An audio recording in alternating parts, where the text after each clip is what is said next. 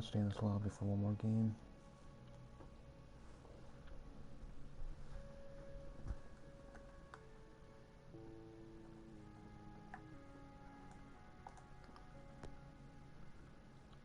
What are you doing right now, bro?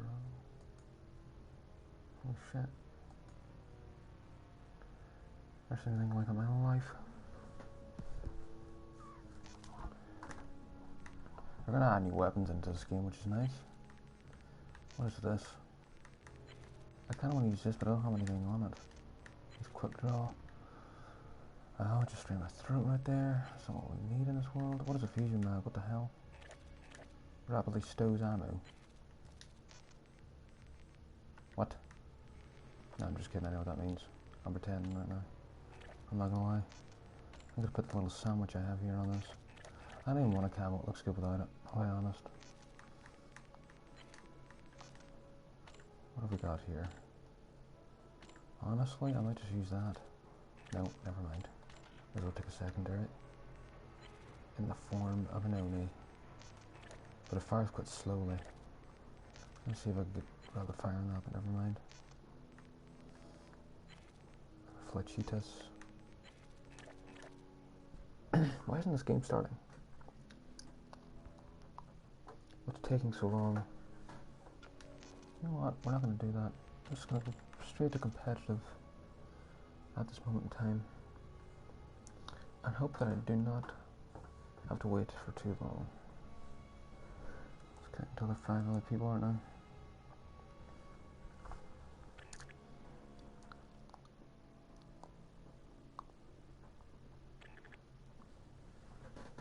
Hopefully we're in the game straight away.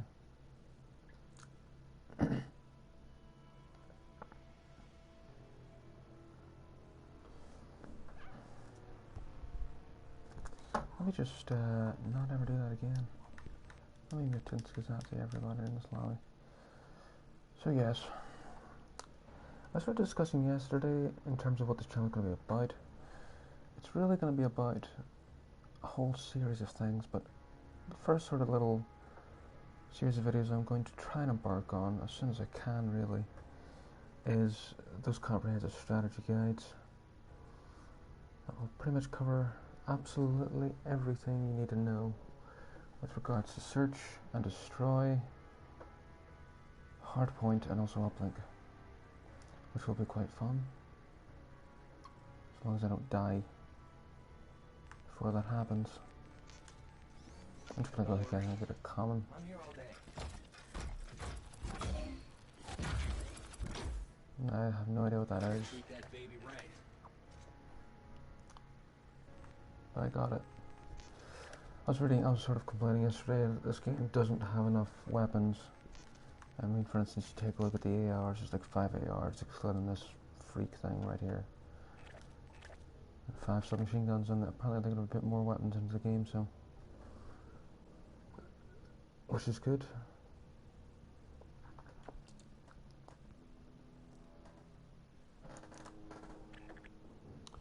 Where is this thing located? Alright, it's right there.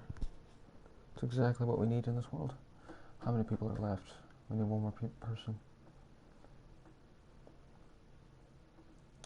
So I think the way I'm going to structure it, it's going to be a comprehensive strategy guide. There's so many different things to cover. So it'll probably be a comprehensive strategy guide for search and destroy. Just in general, it might have to take a series of videos to do it because it might take so long. And there's always little different things that you can cover in later time as well. So but it'll be a strategy guide for search and destroy, then uplink, then hardpoint, just in general. Covering those game modes and using different technical terms in order to describe different things. And then it'll be a guide for each of the maps by themselves.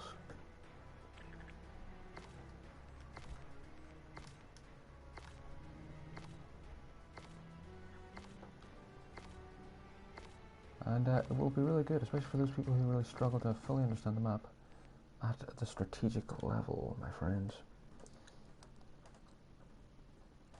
SDF's got us on payroll. Show 'em a good time. Now this map reminds me of Halo. Not really, just slightly. Look at that, right there. It's like the Halo ring. I'm gonna go ahead and rush right side right now. I should really change my nade. Actually, this is a pretty good nade for the post hill. Capture the objective. Because you can fire it by chucking it over. Let's see here. Am I rushing it? What a loser, bro. So you don't really want to rush it like that, just straight out, because that'll happen. I'm gonna push on through because I want to flip these spawns. I'm a spawnaholic. I'm gonna turn around. Chuck that there.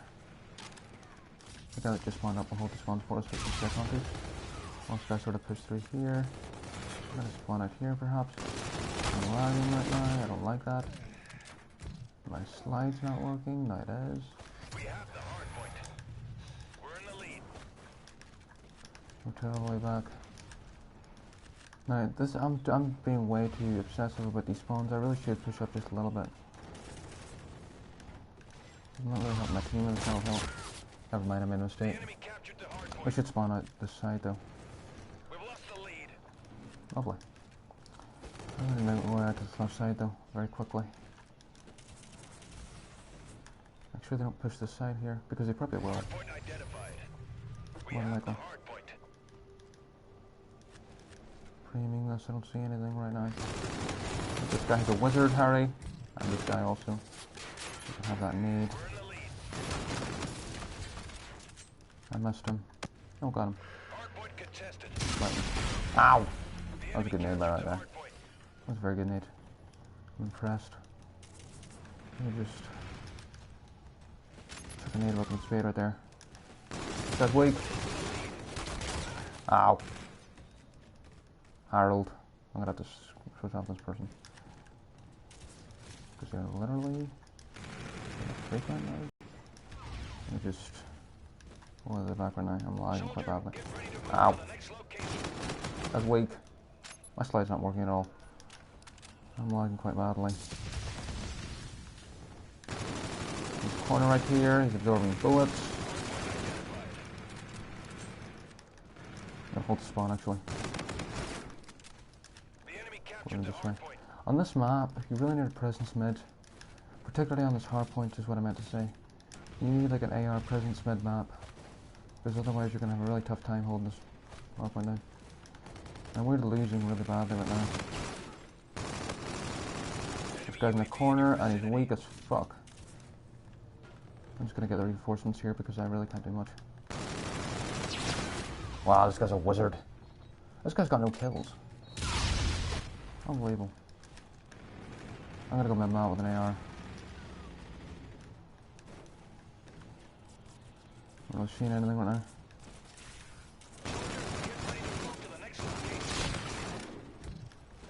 Slide's not working right there. I'm gonna rotate all the way around here. I'm not gonna get that kill. May as well make it a 4v3 if we can. Probably not knowing the situation we're in. It should all be out here though. That's nice. He's weak. He won't push as aggressively now. Just go away. What is this guy doing? Just hog charging the door. What a weirdo. Why is our guy still back there? I don't know.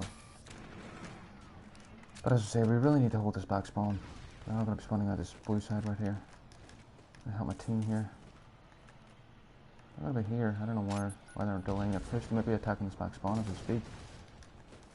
If they're good players, they will be. Let me just watch it. Have something right there. He's one shot. Out the way from my team. This guy's going to rush me. I use the hope. Wait for my team. We'll pinch this out. Get back here. What the? I didn't see him. Oh, he wasn't in the corner right there. I didn't see him right there. No, we're gonna have to rotate. We're touching a block. Wow, this guy's weak. We're in 3v4 right now. I'm gonna watch this through. Anyways, I'm gonna use this in my warm-up game. I really don't take these first couple of games seriously. Because you're gonna get bad teammates, some of them are gonna leave, and really your shots aren't one of those. This guy's weak as hell. He's gonna flank me. See, this is really good just to even get intel in terms of whether or not they're crossing. And this guy might be a wizard because he's shooting me through walls. He's gonna rush me right here. I'm holding the spawn because I really don't care. Oh! Wizard Harry. I'll push this out actually. Soldier, get ready to move to the next location. Wow, this guy's weak. That was a pretty decision by me right The there, I'm enemy not is gonna lie. halfway there. Take But them we will down. get the spawn, so that's pretty nice. They're already gonna be here, so I'm gonna have to win this gunfight. Also going all the way around the back. Oh yeah, We have the hard you can point. play right here. Yeah, that was a jump shot. The enemy captured the hard point. Oh, it is. Pretty badly.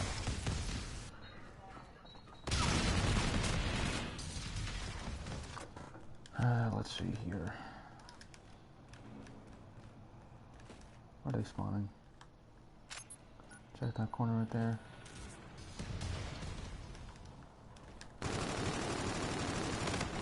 Best I can in terms of checking stuff.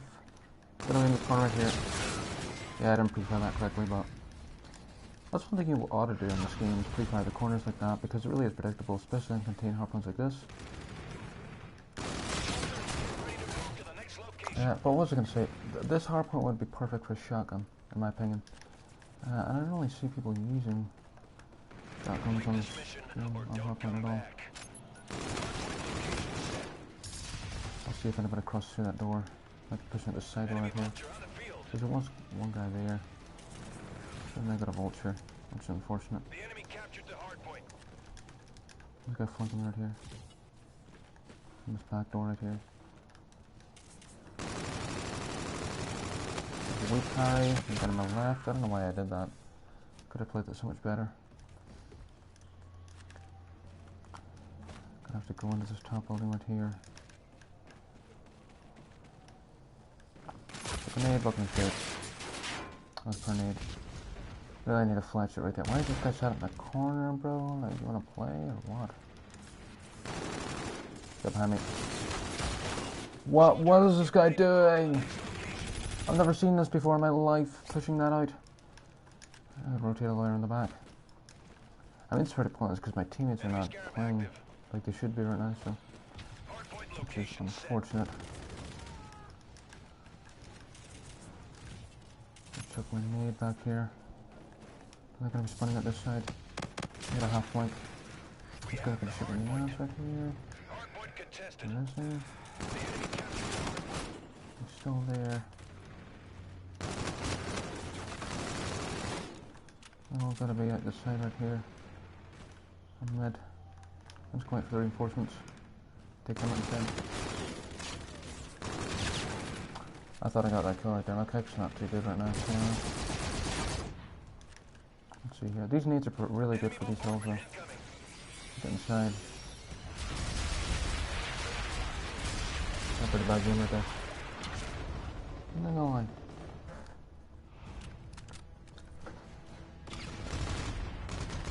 My teammates. We don't really have 4 teammates for the entirety of that game, but unfortunately my team weren't really playing. They were really sat in the L room. I don't know what the actual call out for that room is, but I'm just going to call it the L room. And then the gravel, sort of, see the gravel they're standing on right now, whatever colour you want to refer to that as. So like a peach colour. I'll refer to that as the external L. Because why not? I don't know what the actual call outs are, I'll be honest about it. Because, unfortunately, I can't move over and mute these people. Which is not what I want. Oh, damn it, I disconnected. GTA transmission error. Unfortunately. Let's see here, active cam. I didn't use my abilities at all that game. Leave Warfighter where overdrive is.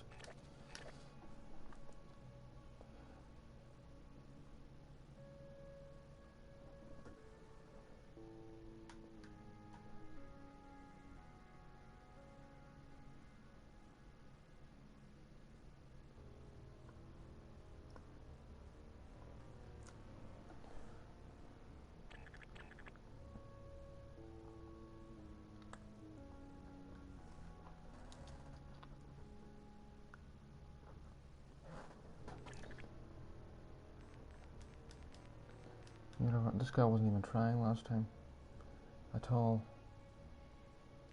He was literally just sat still in a corner, fortunately. They've got pretty much the same symbology right there. Never mind, I thought it duplicated. Slow player count at the moment. But as I was saying before, in terms of those strategy videos, it's going to be a comprehensive guide for search and destroy, then hardpoint, then uplink, then each of the maps individually. But there's so much more that you can cover, particularly with regards to nuance things like, for instance, how to throw nades better. A simple bit of advice: if you want to have the nade, a lot of the times you'll be constricted in terms of how high you can throw your nade if you're indoors, for instance. And so that's going to really restrict your ability to chuck it far. So, simple bit of advice: slide so that you get more velocity on the nade, so you don't have to chuck it as high to get it as far as you want.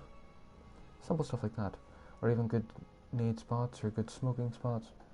Those kinds of things I think can be included in those comprehensive strategy guides, but it's difficult to really sort of contemplate how you would structure this whole thing, because there's so much to this that it's pretty incredible.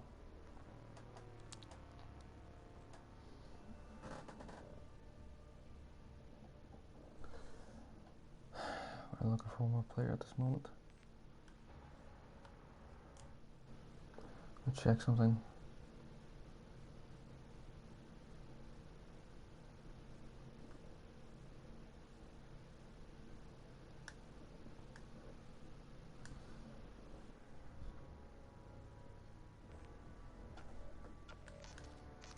See here, I was sort of thinking of going on Black Ops 3 and playing zombies, but I'm not going to do that. I'm going to play this. You look like you're ready to buy.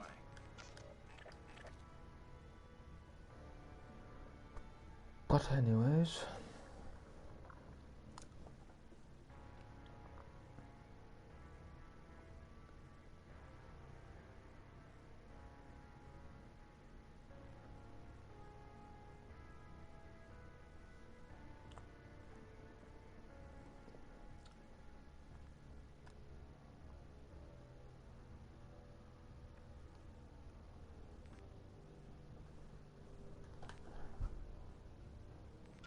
I feel like most of my time is waiting on this game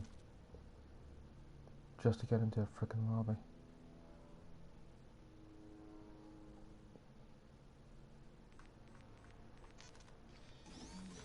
You're looking for refurbished junk. Let me turn on the master volume actually. The master volume. The master. The master of the macabre. Go get some meat. We're really trying to get a game, and it's not working at all. What the fuck? What the hell, Treyarch? What have you done?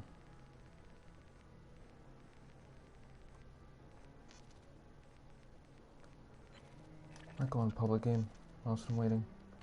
See if I can unlock stock for that. Probably not though.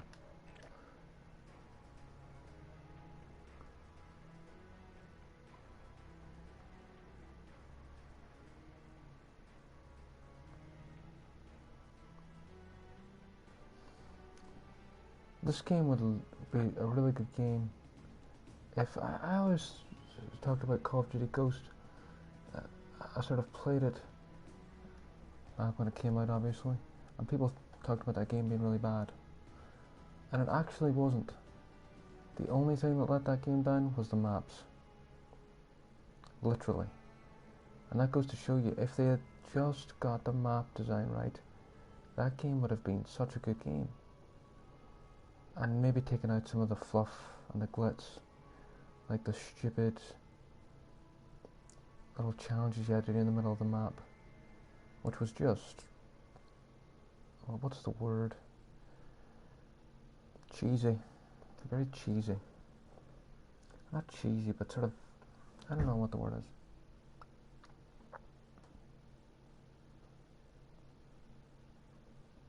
A bit of a, I forget. Anyways, Call of Duty Ghosts, that game would have been pretty good with good map design, and I feel the same goes for this game. It would be so much better with better map design, and also, let me just meet everybody. faster side movement speed, and also faster movement with stock on assault rifles, and more fun weapons. That's what this game's lacking, in my opinion. And that would pretty much change this game entirely. But unfortunately, it's little stuff like that they never get right. And the map design is everything. You can have a game engine that runs really well, and you can have fun weapons, and you can have a game that looks good and plays well, and you have really good control of your character when you're moving and looking at this. But if the map design isn't there, then it's just not going to live up to the expectations, unfortunately. Eliminate all targets of opportunity. Where's this guy spawning? Oh shit.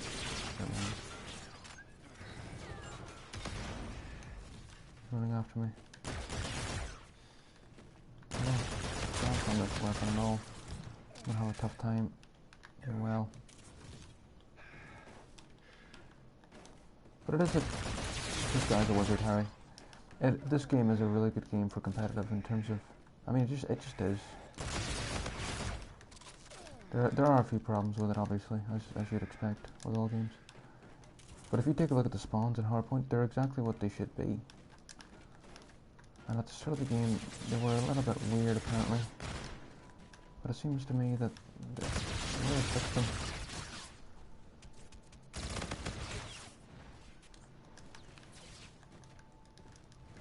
Where's this guy spawning? Right, grenade right there. Back it off the wall. I was sort of talking about that yesterday. Where people in this game don't really bank stuff off walls. Or use their tacticals in general. I'm lagging with that because I should have got that kill much more easily than I did. And this guy is absorbing bullets like it's Wednesday. What the hell, bro? I don't know what I'm saying, but anyways. Where's this guy? Right, please. I don't know if he's flanking. I don't think so. A little big guy spawning out here though, so let me just check that. Right behind me right now because he'll be pushing at the spawn as well.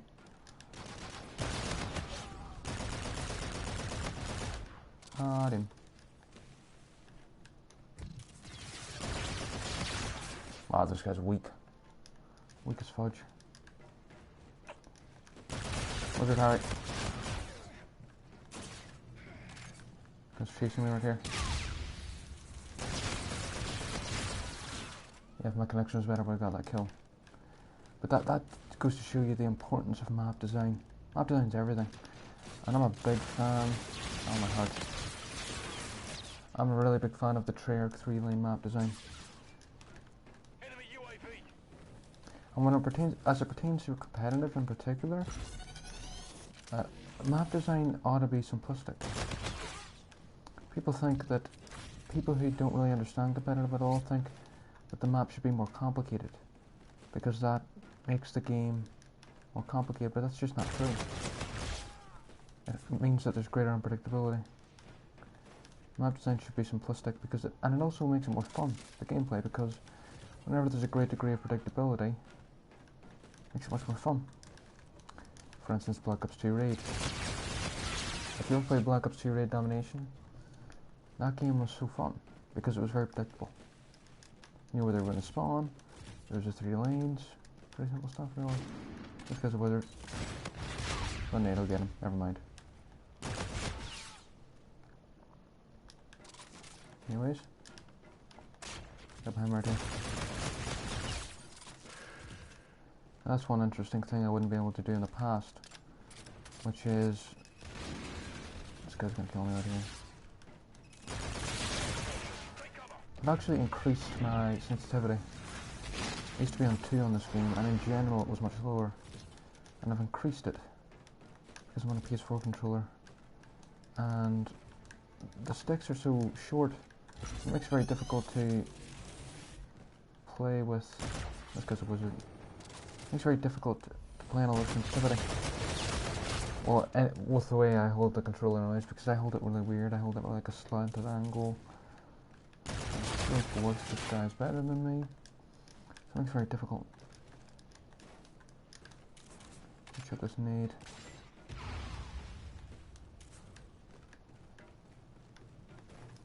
Clyde. Games Gazette that. My connection is rubbish right now. I'm just waiting to get a competitive game, to be honest.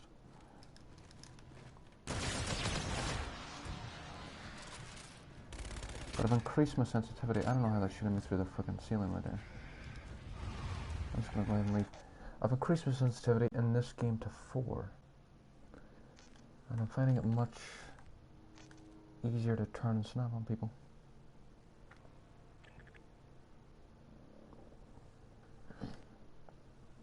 Which is nice.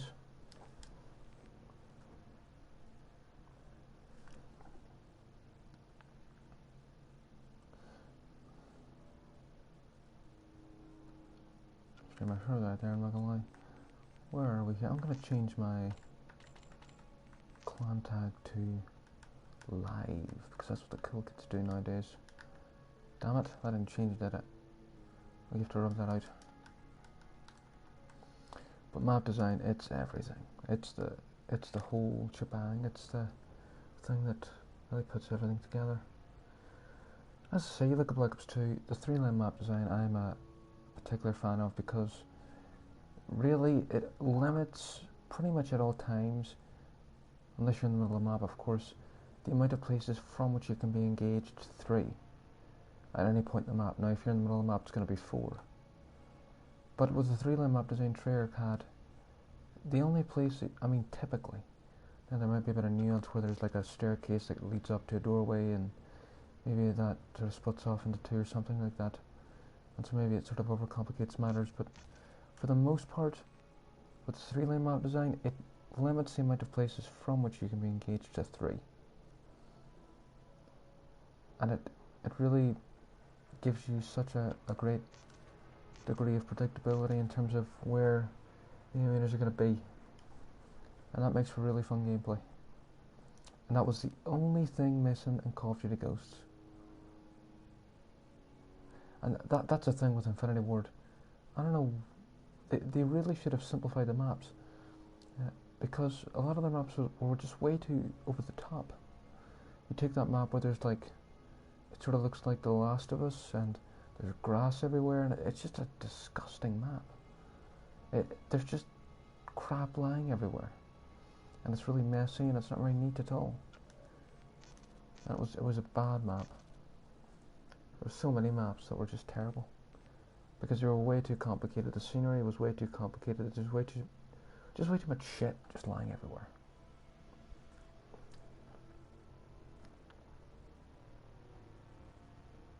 This is a struggle. I might go on Black Ops 3, to be honest. I think they've done a better map this time around with the map design, particularly throwback. This map, again, this is what they need to do. Simple maps. They don't need rubbish bins lying everywhere with bits of rubbish lying over the floor, and just all sorts of jagged nonsense. Simplified flat surfaces with a little bit of scenery. You take a look at the preliminary image for this map. It's a very, very neat map. Now you've got a little square of flowers there, and you've got a little fence, and you've got a bus, but everything's a very, very flat surface. And that's why you take a look at games like CSGO. You take a look at Dust 2. That's a really good competitive map. And you take a look at all the competitive maps on Dust 2. There's no rubbish lying all over the place. They're flat surfaces. Everything's neat and tidy. That's the way it should be. I'm ranting about maps like a moron.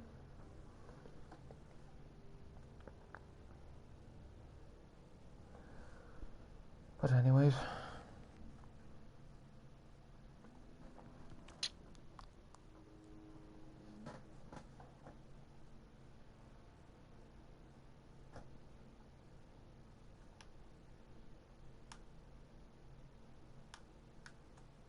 looks like we're gonna get into a game right here. Nice. Let me just mute everybody.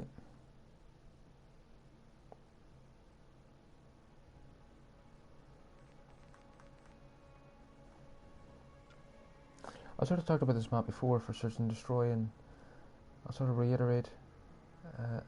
the B side is the easier side to defend on this map, but the rock that's in the way and that square pillar really makes it a bit of an annoyance to defend it. So typically on that site, you're really just going to want to collect intelligence and then back up as soon as possible, and then rotate the guy watching mid over to B to help out if they're getting aggressive, and rotate a guy from A to mid. And I said this yesterday, it's really that sort of refers to the rotation regime, if you will. It's kind of like a predetermined thing.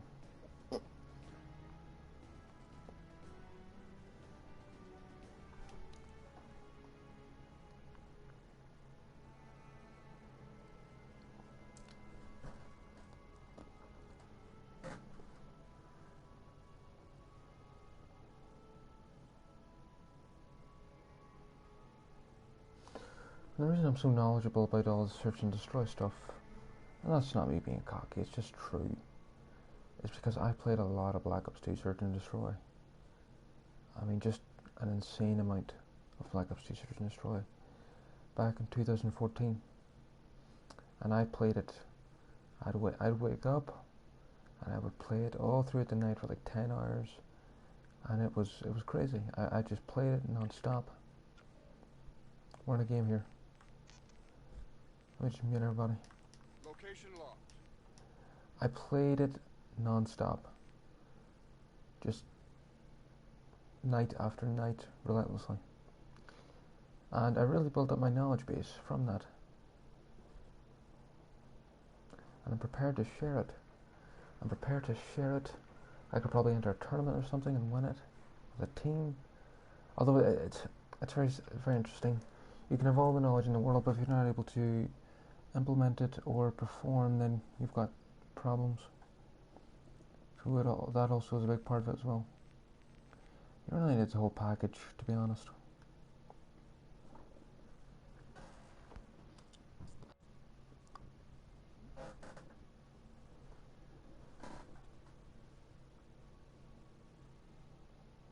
I wouldn't even mind playing against people in the US, to be honest, at this point.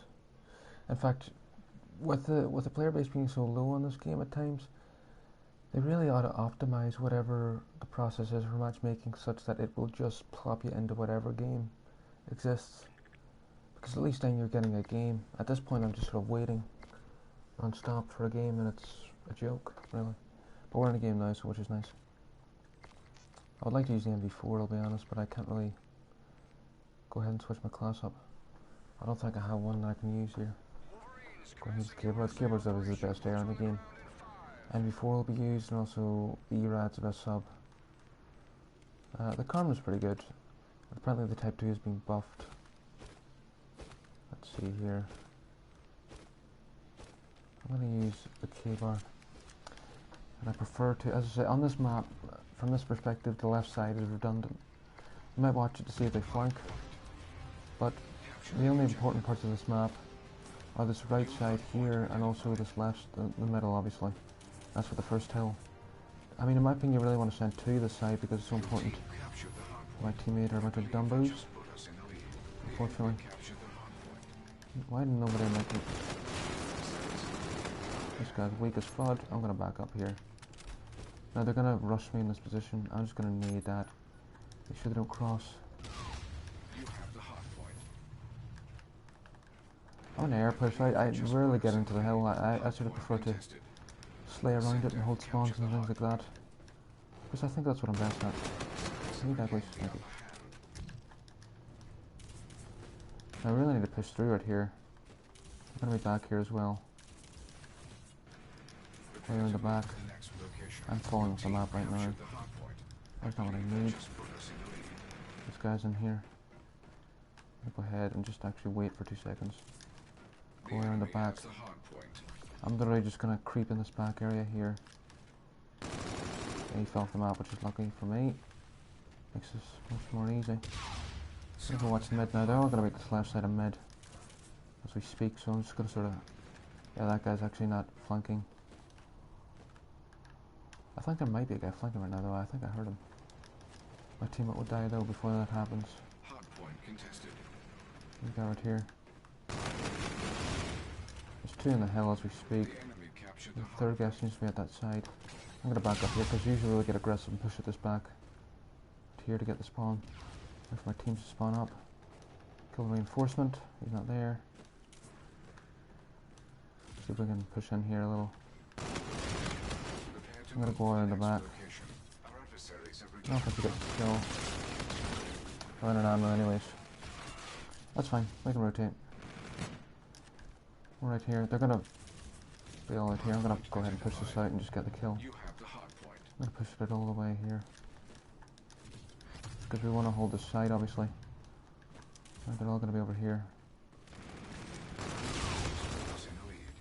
Let's chuck a nade right here. Make it more difficult for me to pass. That should do some damage right there. Guy going in the window right here. He's weak, he's weak. I think they might flank. Nice, good stuff. Keep watching our flank right here. Looks good to me. Looks like they're all funneling towards this front side. I'm gonna back up all the way. Preferably we want to still hold the spawn and also slide the hill. Because this guy's a wizard, Harry. Because we really don't want them. We don't want them to hold that hill and then just push straight through because it makes it much more easy for them. How much closer? I'm checking nade here. Oh, I don't have a nade. I'm gonna be at this side. They shouldn't be at the back, but I'm gonna go ahead and check it. They should all be at the side. I'm gonna have to check my back. Now they met me. The thing about this is that you don't have to necessarily peek it. You can just sort of. He's pushing out way too far here, so I'm gonna have to push all the way at the back. But you don't have to peek that. It's just glass you can look through, which is nice. Yeah, they're all still at this right side. I don't know where they are though. I don't see anything going on. Kill feed wise.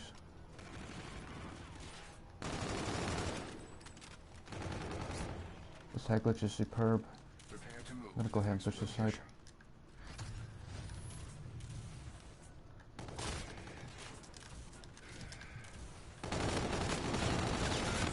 Wizard Harry.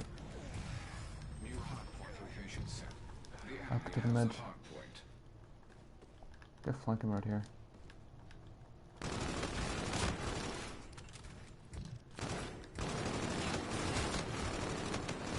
Last guy's one shot right there. Didn't make rush me this left side. Watching it. Got a warden. I'm not gonna use it. It's more fun really.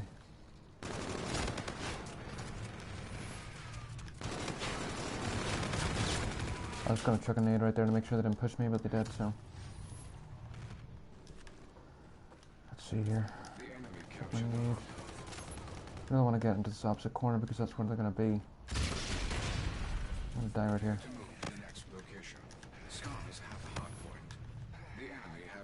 This is a good little place to sort of sit because the rest of your character is covered. I might rush my mid right here. My teammate's got it. Your team captured the hard point. It's now open. He's one shot, my teammate will get him.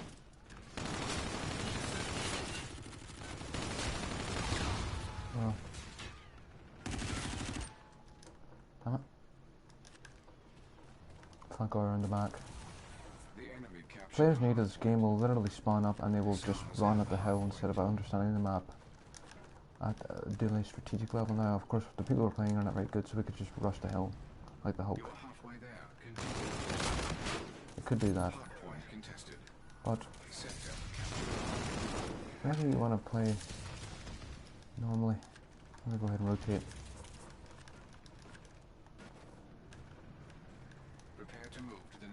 And the only place they can feasibly push without me knowing about it is this back region here and also mid-cut. I'm gonna keep watching that. Looks good to me.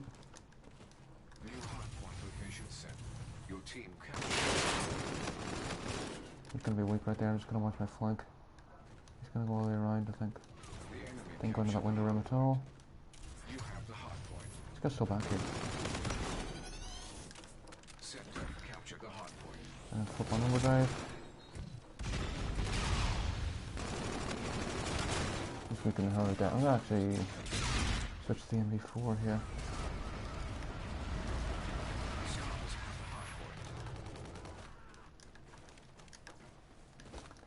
They should be out here, they're not gonna be flanking just yet. Get my nade. A flash, won't get anything. If you, because of the pick 10 system in this game, they're going to be spawning at that west side, so they're probably going to be pushing all the way out here. That's right. But the thing about this game, the pick 10 system, you don't want to waste your points. That's good name, by the way. You don't want to waste your points at all. And so because of that, if you bother taking a nade, or flash, really what you should be doing is optimizing it out and actually not wasting those points. So you really should be using them every time you spawn up. Like this here. And you don't want to do it over, so it's like you're not focusing on actually giving them points. That's obviously not what you want. They're going all the way out here. Jumping up and down here. Should be coming around here as we speak. I hope anyway. Let's wait for them and see what we'll get him. Prepare to move to the next location. I'm gonna push this out because there's literally 2 to 3 right there. I'm really they're making a mistake because we want these back spawns anyways. I know what he's doing. Friendly bombardment incoming.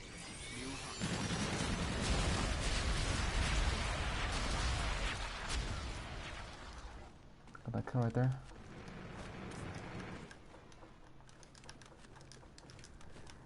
Check this into the opposite corner.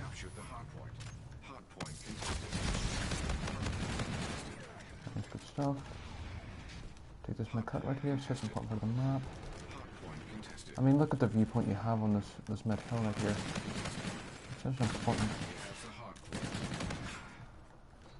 part of the map. I mean, this is really... I'm gonna be chased by this guy. Yep. This is really where the focus for the AR should be in particular. I would say an AR and a sub should rush this off the start, in my opinion. Check the flash right here, there's a guy in there.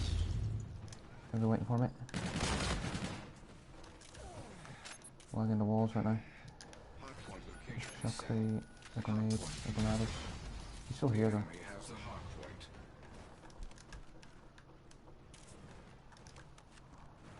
Gonna be in the map here somewhere.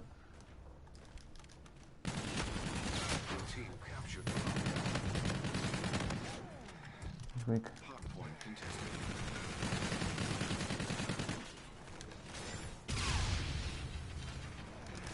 Right here, I'm weak. All the way into that. All the way in the back.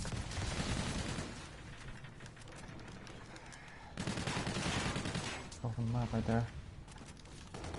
No, they spawn out that side, so they're gonna rotate from where they spawn all the way around here. So they're already gonna be here, and they're in a strategically spare position right here. But we should be able to push through.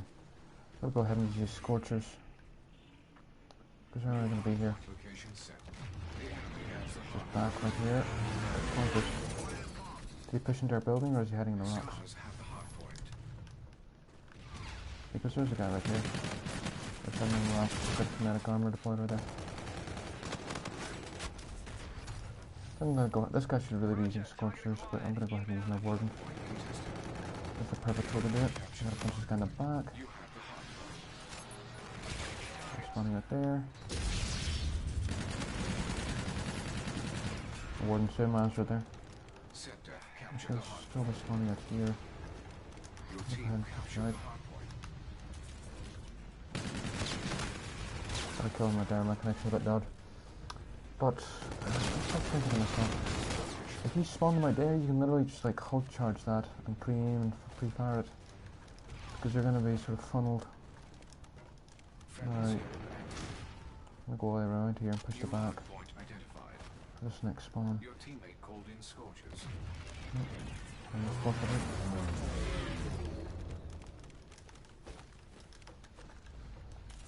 But as you can tell, I mean, this is a good game for competitive.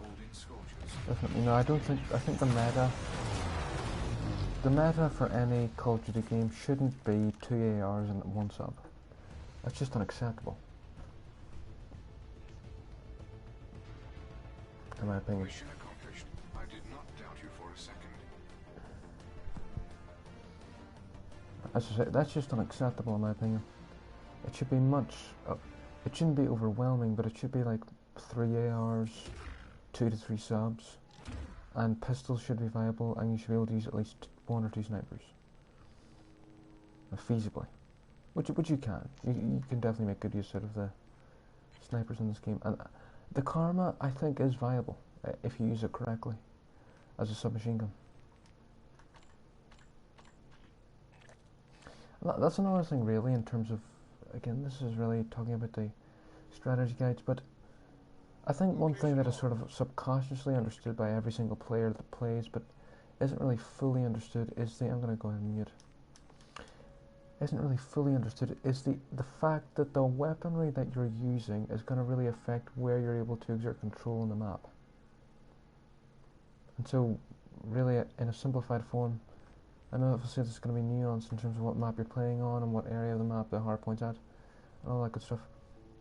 But if you're using a submachine gun, it's close quarters, okay? Everybody knows that. If you're using an AR, it's longer range. Everybody knows that. But that's such a crucial thing. And then there's nuance in terms of the ARs in and of themselves, because some ARs might be slightly better at longer distances, but slightly slower rate of fire. And so you've really got to understand the weaponry you're using, what it's capable of, and as such, where you can exert control on the map. The most obvious example is I can't rush an open region of the map with a shotgun. I just can't do that. That's the most obvious example. But there really is a lot of nuance to that. Now we'll discuss this one. Let's see here. I'm gonna push this mid, make sure they don't flank. Let's see. I don't think they flank all the way around, so this guy's platform. Let's see here. I'll rotate all the way back. You should be spawning out here now. I'm lagging. Let's see here. Put my neighbor there. Whenever you want to kill Kazak in a block, this guy's weak. As I was saying, in terms of the grenades on this game, the best grenades are, the cluster is pretty decent. But obviously you have to hold that down. Fortunately, it's going to be easy game, so I'm probably not trying too much on top. The cluster grenade is decent, but really the fletchet and the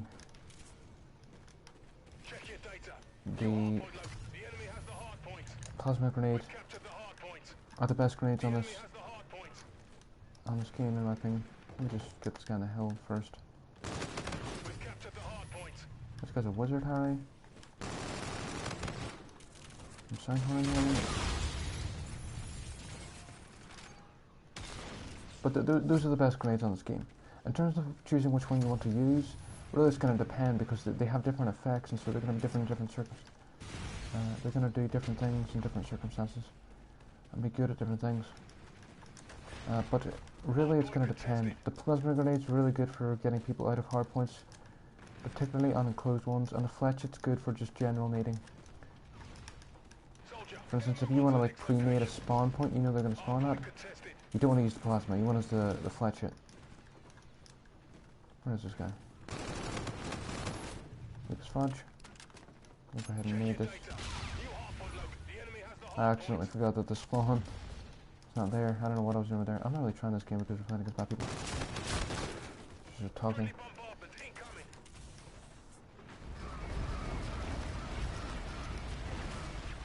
But anyways,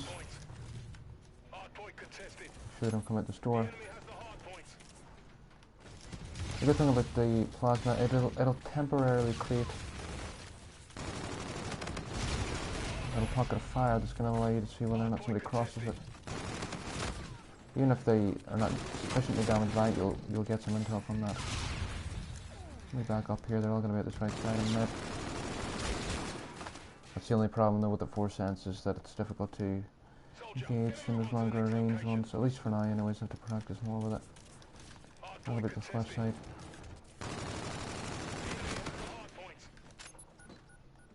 Really no crush. Now the interesting thing that I sort of talked about before, this map's such a large map, that rotating from this back hill right here to this next hill is a difficult feat, because there's so many holes, there can be so many holes in the defense because it's such a large map. It can be difficult to sort of lock down the rotation arc. This guy's a wizard, alright, but I got him. The guy right here. It can be really difficult to lock down the rotation arc because there's so many, it's such a large map. And there's so many different little ways to cut inside and so forth. Where's this guy? I'm gonna punch him in the back, he's gonna run through here. Die, come back, please. Thank you.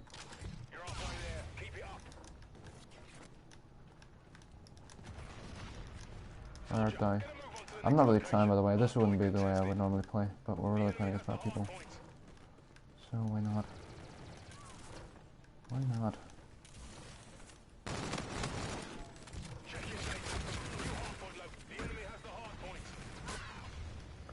I've sort of talked about this in the past, but you see a lot of the... Now, these comprehensive strategy guides have never been done before. And so really, it is an original thing. Most people, if they're going to do YouTube, they just do the most unoriginal thing. They'll do a Minecraft Let's Play, or something along those lines. And it's pretty unoriginal. What I'm going to do is, it's never been done before. They're going to be spawning at this back here.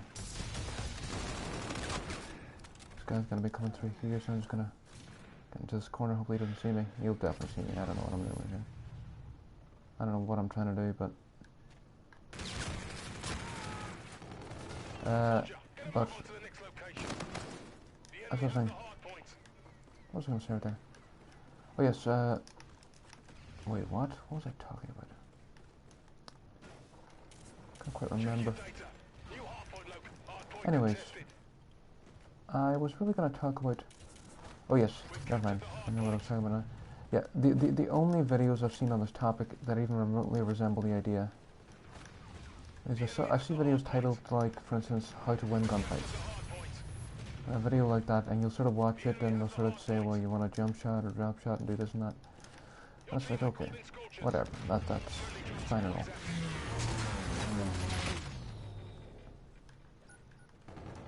But if you want to know the truth in terms of the answer to that question, how to win more gunfights, it's not really the right question to ask.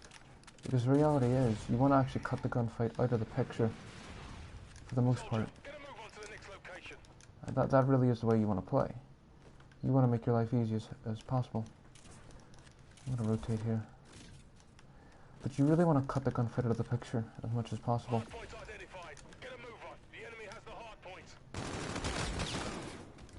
And so really you're going to want to position yourself in strategically superior position so as to enable you to be in an implicit advantage over any opponents that might challenge you. That position, that guy's going to come out the window, but that'll get him.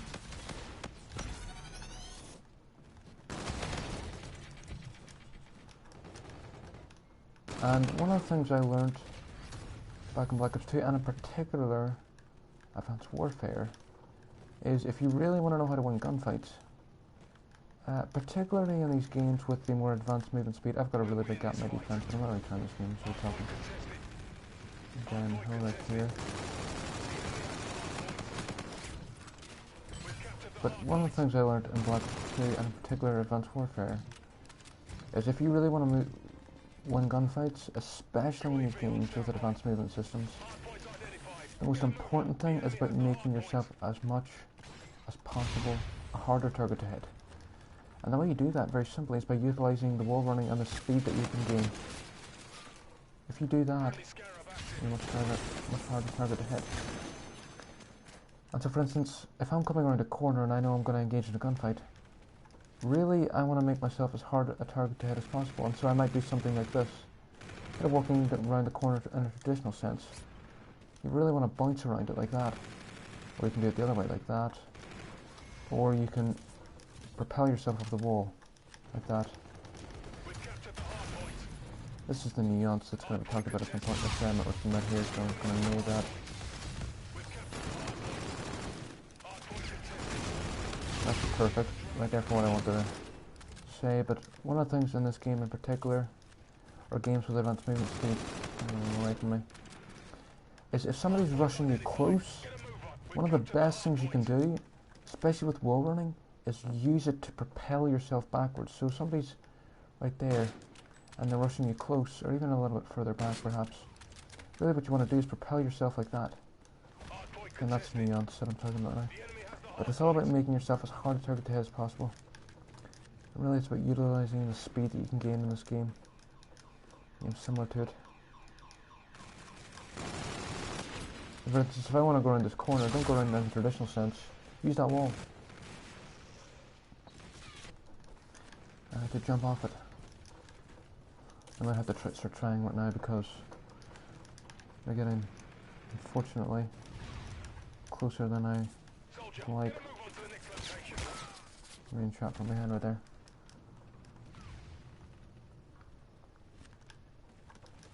But anyways, the floor is creaking around. I do not like that. Let's go all the way around. Made in there. They're not playing, unfortunately. Never mind, he is. Well, I think we're going to lose this game, which is fine. I really don't care. I just thought I would talk a little bit there. Write some commentary. If you understand what I'm saying. Just check. Last time I did that.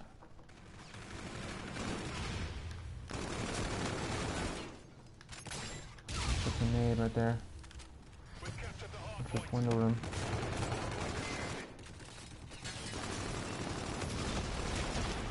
This week right there, my connection is not very good right now. Unfortunately. We can't win off this hill, but we can rotate. We're catching a block. Soldier, get a move on to the next location.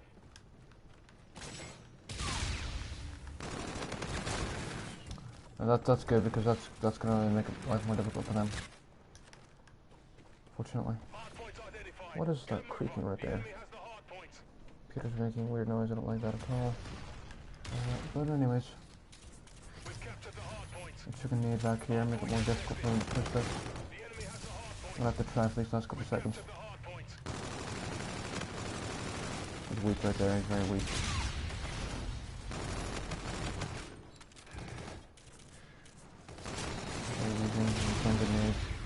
Using the wall run to really propel myself. If possible. I'll be back here right now. Let's go ahead and check the mid. We really gotta fight for this time. Still behind. We've gotta rotate as well though. It's gonna be close. We're very close indeed. They could have already pushed up our back stairs right there. Fortunately for us. I've got no ammo, so I really gotta grab this guy's gun. And it doesn't exist. Looks like we've lost. Oh, he has got it. This thing fires slow as hell, holy shit. Is this really how fast this thing fires? Have you put an attachment on that that makes it fire more slowly?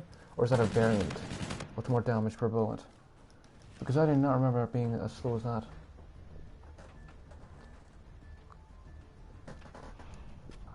At all.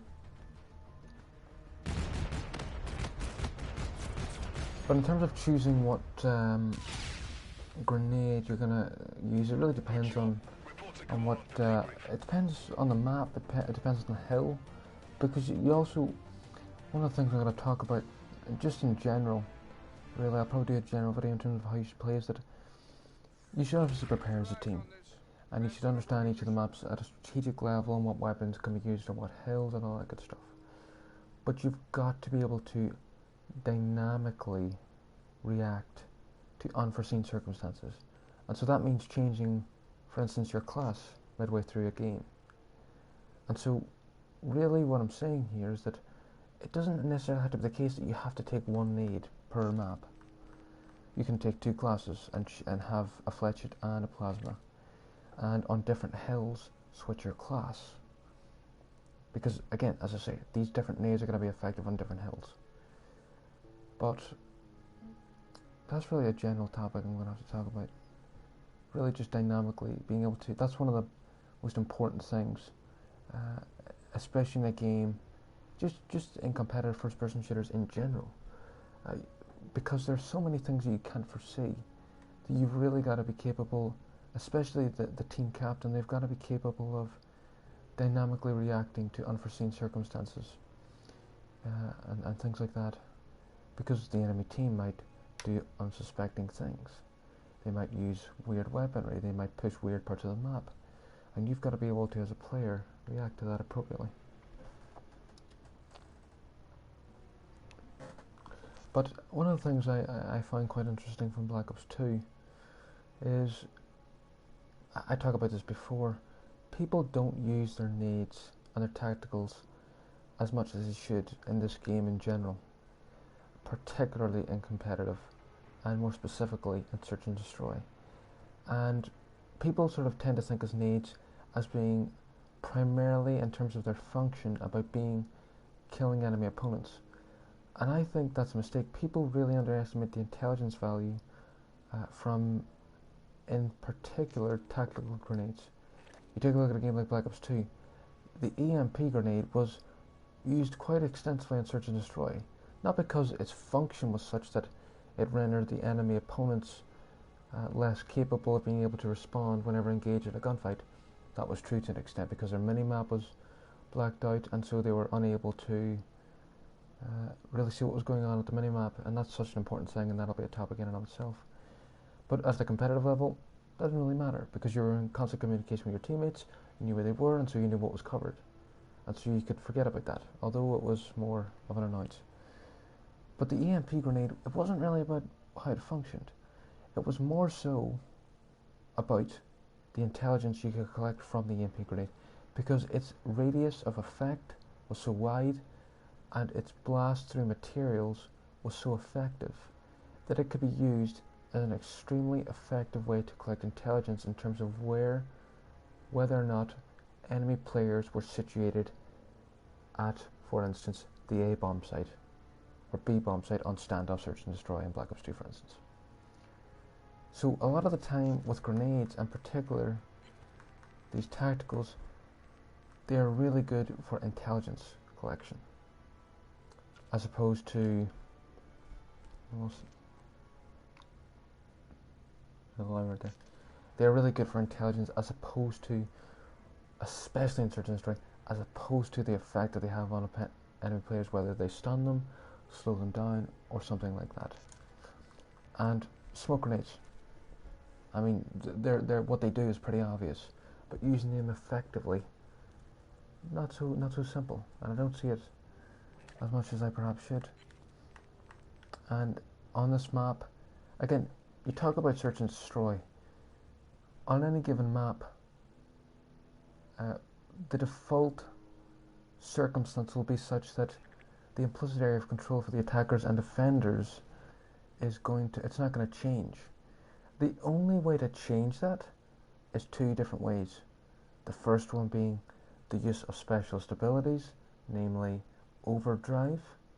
That's going to change it directly because it makes you faster. Or invisibility. That changes it indirectly because it doesn't make you faster, but it changes what's possible in terms of where you can get to feasibly. So really the only two ways to change the implicit areas of control. Number one, specialist abilities. The second way is to use smoke grenades.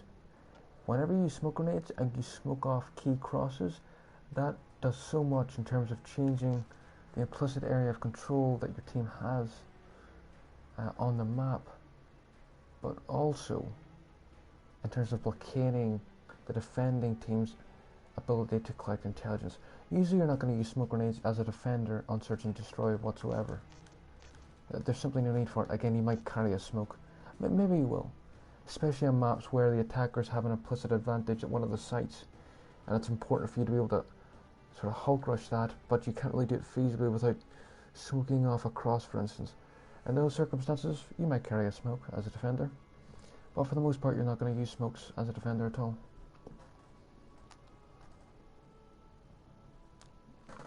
But in this game, I'm not really impressed at all with the tacticals. The smoke grenade I find to be I like the smoke grenade.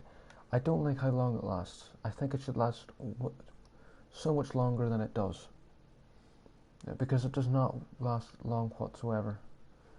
Um, one of the nuances, by the way, before I keep discussing tacticals is, of course, if you chucked an EMP grenade, for instance, on Black Ops 2 into a region of the map and it was destroyed by a trophy system, well then that was still of intelligence value because you understood that they deployed those trophy systems in that site, and so really you could infer a lot from that.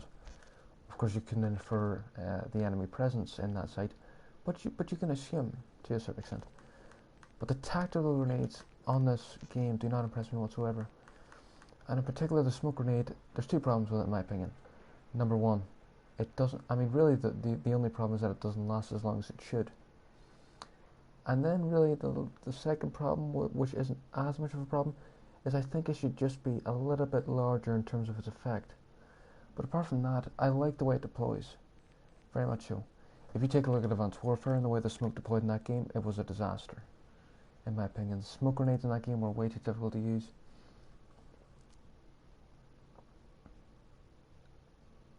Whereas in this game, I really like the way they deploy. I like the way that they instantaneously deploy upon contact with the floor, because I think that makes it easier to practice pre-nading certain crosses with smokes. Now, one thing I'd like them to do in this game, if you go into CSGO, you can practice throwing grenades over and over again to see basically where the grenades are going by using the console window and typing in certain commands, and you can look at the trajectory of the grenades and it will appear graphically on the screen, and so you can see the trajectory of the grenade as it goes through the map in the 3D sense. I think that I would really like them to add that in this game, some type of way to sort of practice on the map chucking your grenades. I think that would be pretty good.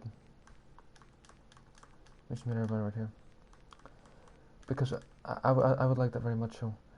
Being able to sort of have, like, go into a custom game, have infinite grenades, and then switch on a setting that allows you to see the trajectory of the grenade. That would allow you to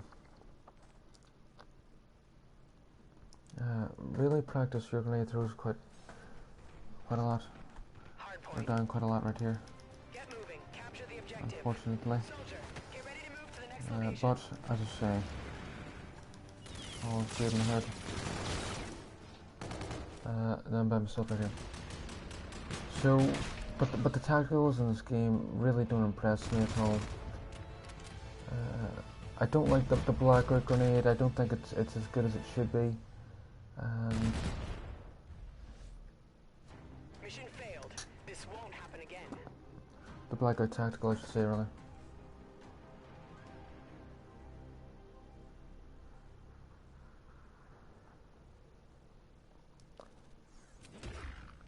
I'll take a quick look at them here. I'm going to stay in this lobby because I can't find another lobby. Really, I mean, this is sort of preliminary stuff. There's so much to talk about strategy-wise. And it's like top of the level stuff. Like, you're not going to get this anywhere else. Most of the stuff isn't even known by pros. I'll tell you that right now. You know, a lot of the pros, you take a look, especially at this sort of fast-paced submachine gun players, they'll tend to just rush the map. Like the Hulk. You know, with submachine guns. And they're really good in terms of gun... What? Coordinates confirmed. No, I'm just talking right now.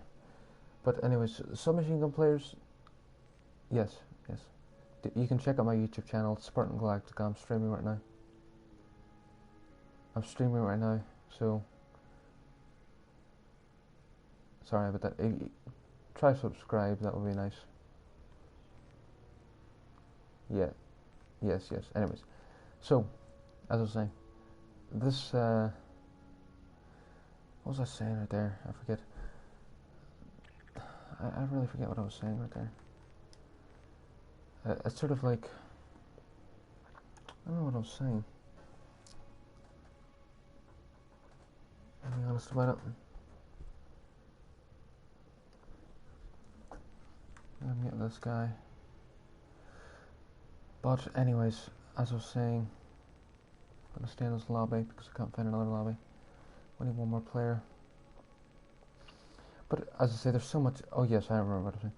If you take a look at a lot of the professional players, especially ones that use submachine gun as their primary weapon, they tend to sort of they're really good, right? They run around the map. They've got really good gun skill. They're really difficult people to play against. You're always gonna have a tough time playing against them. But a lot of times, they're kind of like headless chickens. They're running around the map. They don't quite understand what they're doing, why they're doing it, and they sort of have the base level knowledge in terms of when to push, when not to push, where they're gonna spawn roughly. But they don't really have the comprehensive understanding of the map at the strategic level. And so that's really lacking in a lot of players. And I've never really seen that before, unfortunately. And so a lot of stuff that I'm gonna do in terms of tutorials, it's never been done before whatsoever. It just hasn't. Completing our recon pass. Wolverines are assisting UNSA. It's top level knowledge. You'll not get it anywhere else. Even if you were to ask pros, most of them wouldn't even know what the hell, right? They just wouldn't. Unless you're talking about the top level, then I mean all those guys would understand this stuff, obviously. But I'm talking about just like sort of like just professional. They're up there, but they're not the best type thing. I'm gonna rush at the left here, my kids. Don't rush this. Check my nade just in case they do. Also, you want to hold the spawn right here. I'm gonna rotate back. Actually, no. I'm gonna push my train right here. They're gonna spawn behind us right now. I'll come in this mid. He's weak right there. I'm gonna leave him. That's one thing as well. A lot of times it's better to just sort of back off in that situation because you've done damage to him, and so you've injected hesitancy into his pace. So he's not going to be as aggressive because he's obviously got to replenish his health right there. Is the wizard Harry? Yeah, this guy's better than me. Holy shit. We're going to have to push at this left side here because they have control of the hill and also this left side of the map. Unfortunately, they're already there. That's faster than I thought. We spawned all the way out here. The enemy has the hard point. But I'm gonna have to go out around here. This guy's clearly a wizard and better than me in every respect. Look at the screen building right here.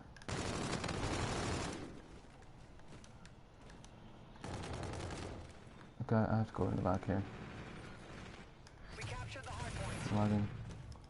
Roughly he knows where I am. I have to go strong. Because unfortunately I have to use those on this game. Hard point contested. The enemy has the hard point. Unfortunately. Because they haven't made it competitive at all. I really gotta be making the most of my grenade right here. Not a good shot though at all. He's weak right there. I don't really challenge that. Just weaken him a little bit. I gotta watch this left side. Get ready to move to the next location. This guy's better than me. Holy shit. We're winning though, which is all that matters really. Now they're gonna rotate all the way in the back, but they might push at this front. What a magnet though. Let's see if I can flank him right here.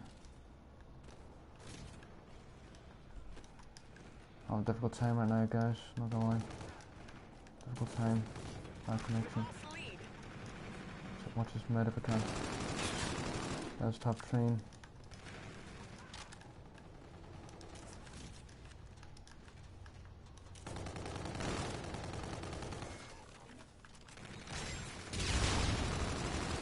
Really weak there in mid-map.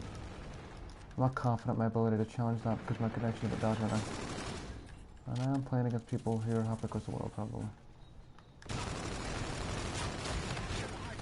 Got that kill right there. Gotta push through right here.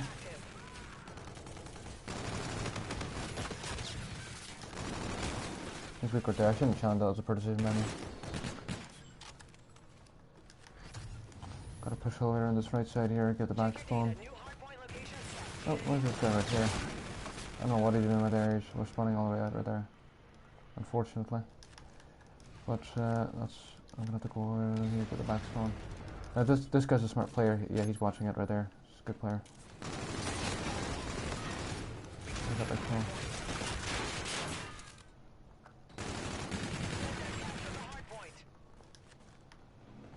Now we may as well push this because they're just spawning up, so we actually have an advantage if we push this. Let's put this grenade right here. I'm having a tough time right now. Bad connection. Unfortunately. That's all. I don't really care. I think I'll go on Black Ops 3 after this. What about? To the next location.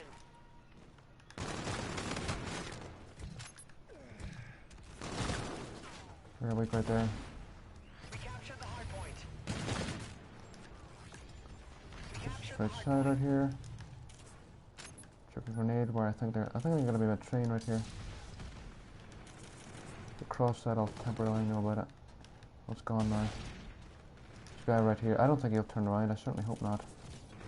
If he hears me. Wow, the connection's pretty bad right now. Unfortunately.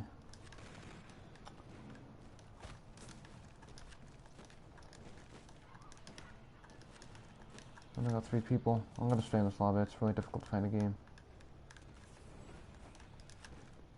Use it to really just get my shot warm, I guess.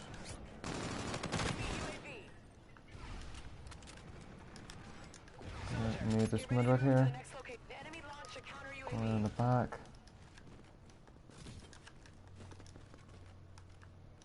Watch the line all over the place for now. Check your data. New hardpoint location. I'm sort of streaming from the PS4. I'll be thinking of getting an actual capture card and use it instead. Logging right there. Fortunately.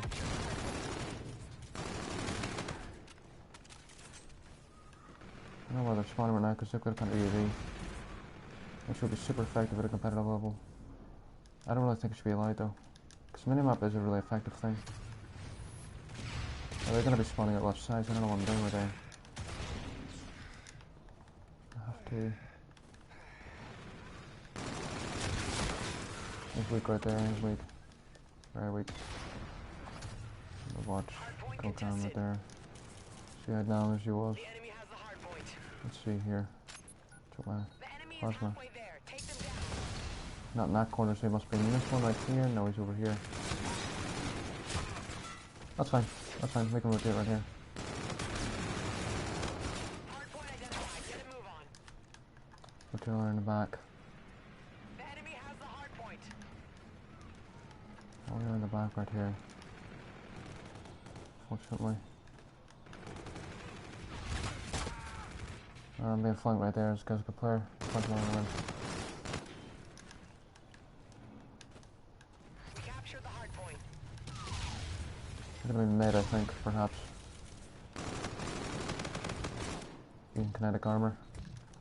I chuck my plasma up there.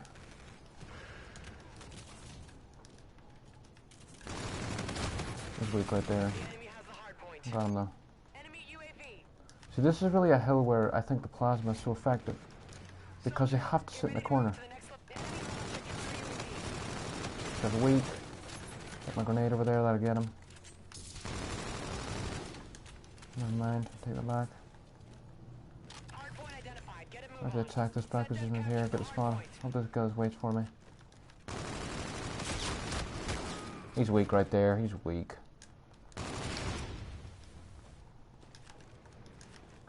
Go in the back right here.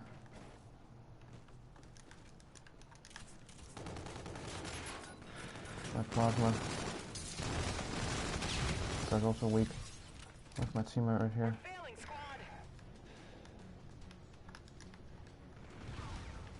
Logging the walls right there.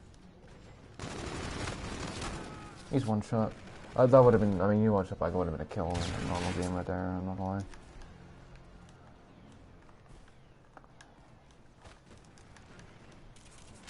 We captured the hard point. He's weak right there. That's what you get if you use VT, guys. Shitty internet. Unfortunately, I used to have Sky, but it was slower even still. This guy's weak. I'm gonna get killed by this bombardment right here. Unfortunately. Let me check my plasma grenade right here. It's really effective on this mid hill. Can you see that there right there? Because it's such an open hill and there's not really much where you can go. Capture the hard point. No, I think they're gonna be spawning right behind me. Some people perhaps will Set depth, capture the hard point. grenade at that guy. Some people perhaps think, why am I not getting much time? And really, it's because I am not an objectively oriented player. I mean, I can play that role, and I can certainly. I mean, I'm playing for the overall objective.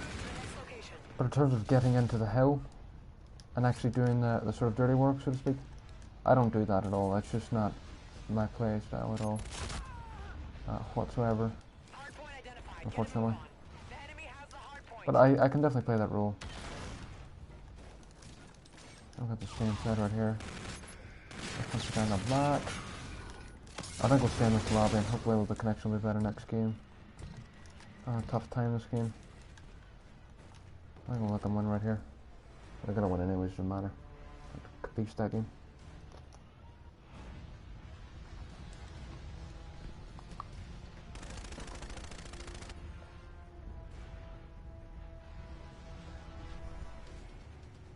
Objective failed. Regroup. That's streamer throw right there.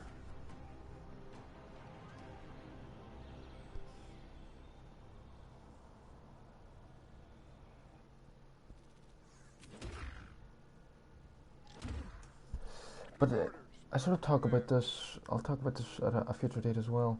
You take a game like Hardpoint, it's a much more loose and dynamic game mode, because things are happening spontaneously. It's a much more spontaneous game mode. And so really, this game mode is going to depend much more on your ability to react dynamically, to communicate rapidly, to think on your feet, and to win gunfights. That's what this game mode's all about.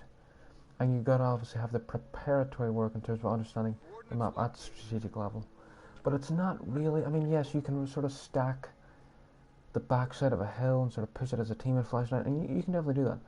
But that really plays into the whole, it's a more dynamic thing. It's not like search and destroy. And so when you talk about collecting information, it's much more different in search and destroy than it is in Hardpoint. In Hardpoint, it's dynamic. Things are happening spontaneously one after the other. You're in constant communication with your teammate. You're calling out, there's a guy here, there's a guy there. And you're sort of rapidly responding to those giblets of information. In search and destroy, it's different type of intelligence collection, because you're collecting information and then you're sort of compiling that up, and you're building up a picture of what's going on the map. You're building up a picture of what you know about the enemy.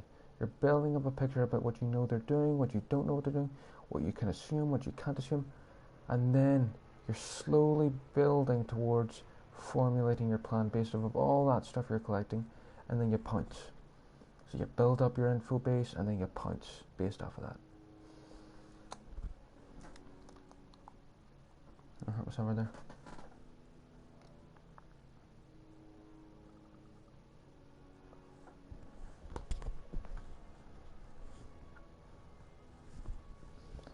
I mean, this is just general. Again, I'm sort of ranting right now, but all's good. How long have I been streaming for? Probably just over an hour. It's really a video recording, in my opinion. That's all it is. I'm sort of, but I have no way to. I mean, I could sort of record it locally on the PS4, but I may as well just stream it at the same time.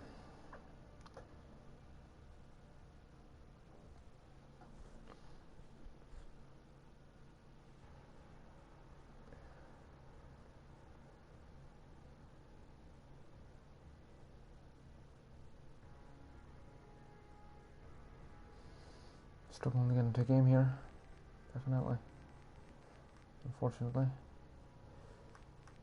But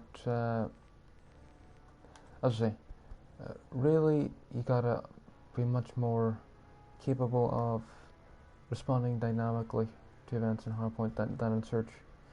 Search is a much more slow-paced game, and in general, the attackers are going to dictate the pace of the game on Search, and so in that sense, they have an advantage. Oftentimes, it can be very difficult as the defenders. You'll see a lot of the time, pro teams play against sort of amateurs teams. If you're an amateurs team, your ability to win really, I mean, obviously different maps are going to give you a different feel. So you might have a map whereby defending is much more easy because of the way the bomb sites are positioned.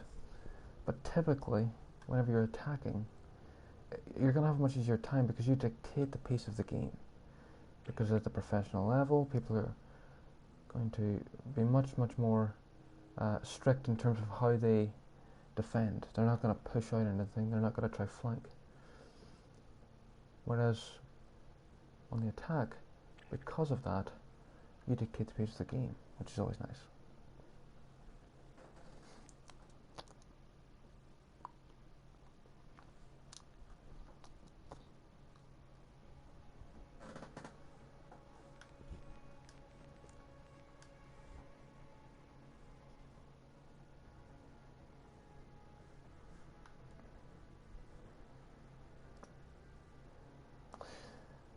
In terms of breaking down uplink, I haven't really talked about that at all. I sort of did a Twitch stream because I thought I would just sort of do it as a test and see how it would work out.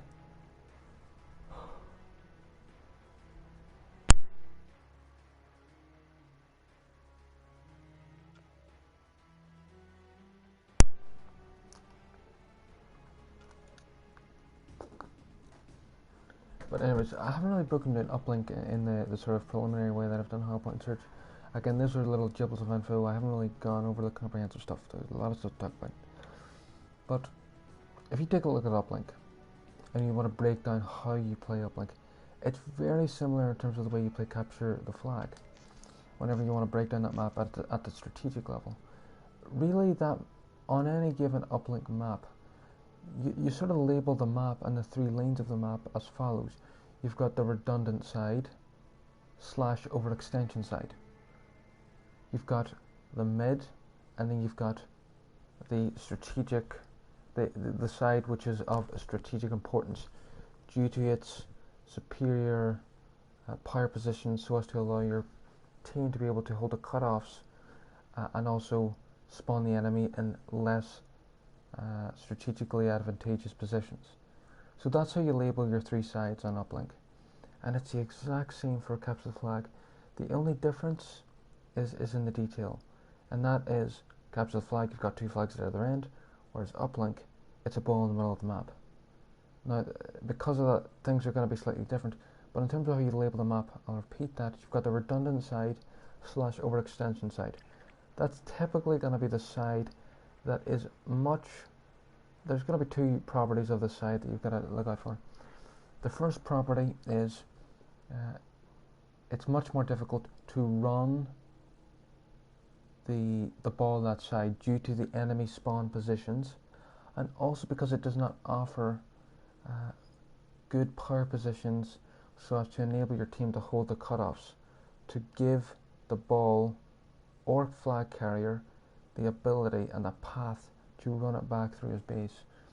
So you've got the whatever side that's going to be, you're going to label that your redundant / overextension side. Then you've got the middle of the map, which in general, on every single occasion, you're going to need to exert a control over, but you're typically not going to want to push it.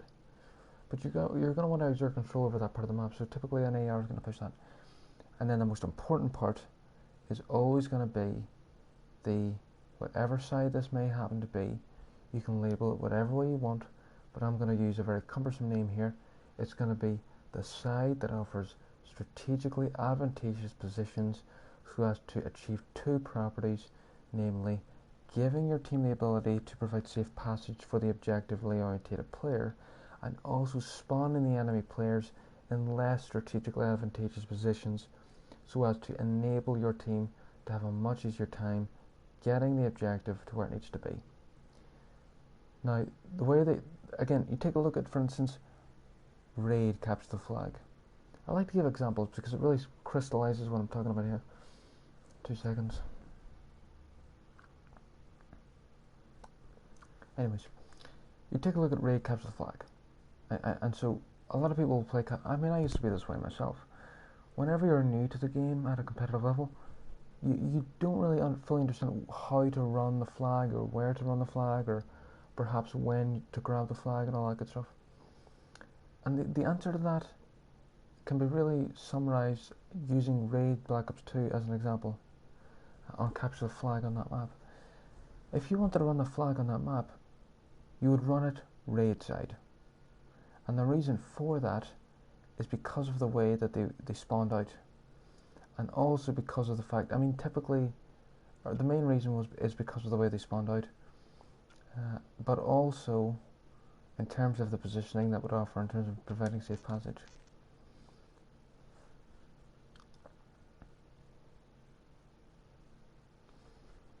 And again, a lot of the times you're going to want to be able to figure this stuff out yourself. And so really it's just about understanding as a player through experience what spawns make it easier for you to get the objective to where it needs to be, and also what side gives you a better time in terms of being able to capture the flag or get the flag to where it needs to be. You take a look at standoff, capture the flag on Black Ops 2. Really, you wanted to run a flag through park on that map. So basically, what you would do is the overextension side on that map would be back alley. And so typically you wouldn't want to push that. Instead, you'd exert control over the middle of the map, you'd get control around perhaps, and then you would push out park, and you'd slowly work your way up the map. And usually what you do on capture the flag is you'd slay in waves. So you'd initially push up to halfway of the map. Really, typically, in the most simplified scenario, there are two waves you need to slay. You need to push up halfway the map, slay out once. Push up, and by the time you've pushed up further, you don't quite want to grab the flag just yet because they're going to spawn up again. And so you need to slay the second wave. And then at that point, you get the perfect opportunity, you grab the flag and you run it back, and then they're going to spawn up again. So you really need to slay 3 waves to fully capture a flag safely. Because when they spawn up, they're going to make a decision. And the decision they're going to make is going to be one of two things. They're either going to rotate back, get control of their base and push out the side of strategic importance, or they're going to overextend. And that's really going to depend on the context. They might be down by a point, and so they might not be able to afford going down by 2. Perhaps they're up by a couple, so they say, you know what, we're going to let them get that flag. We're going to rotate back, get control of the base, and push out the side of strategic importance. But it's really going to depend. But that's really how it works. You're going to have to push up, slay once. Push up again, slay again. And then you want to grab the flag and you're going to have to slay out one final time at most. You take a look at capture the flag on standoff. You want to run the flag on red side, you want to run the flag through park. And the reason for that is because they spawn out back alley. And so if you push up to the map, you push up halfway on that map, you slay it once, you push up a little bit more, they're going to spawn out back alley. And so if they rotate back in that position and you slay them out again, that's all well and good. Now if you grab the flag and run it back alley, you're running straight into them because they're going to spawn out there. And so you grab the flag and run back the way you came, so you run it back park. You get the mid brown cut off, you get the mid wall cut off, you have to watch yellow, and then you watch the overextension. And if they overextend, you slay out that third wave. That's how it works. I'm going to get search this for a game right here because I'm ranting. I'm not going free for all though. Again, this is just preliminary stuff. Because I'm really having a difficult time getting a game on this game right now. Unfortunately. So I thought I would just sort of rant there about different things. The match just started on here, so.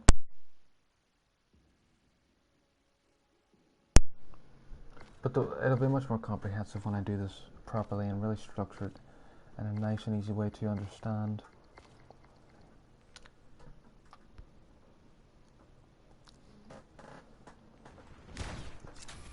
There's a Volk right here.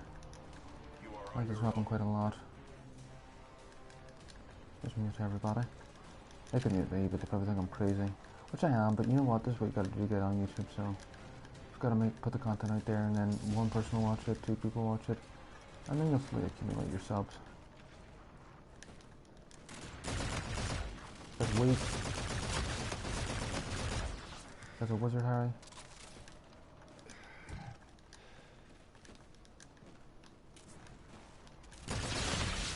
Wow, this guy's a wizard. I've seen him in my life. There's an energy weapon. I don't like that at all. It's not that fun to use that weapon. Yeah, nice about that.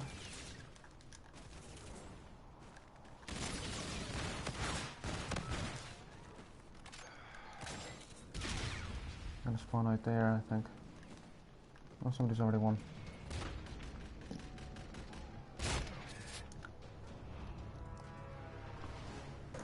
But as it pertains to, again, I gotta reiterate, just as for simplified down, you want to understand uplink or capture the flag at a strategic level.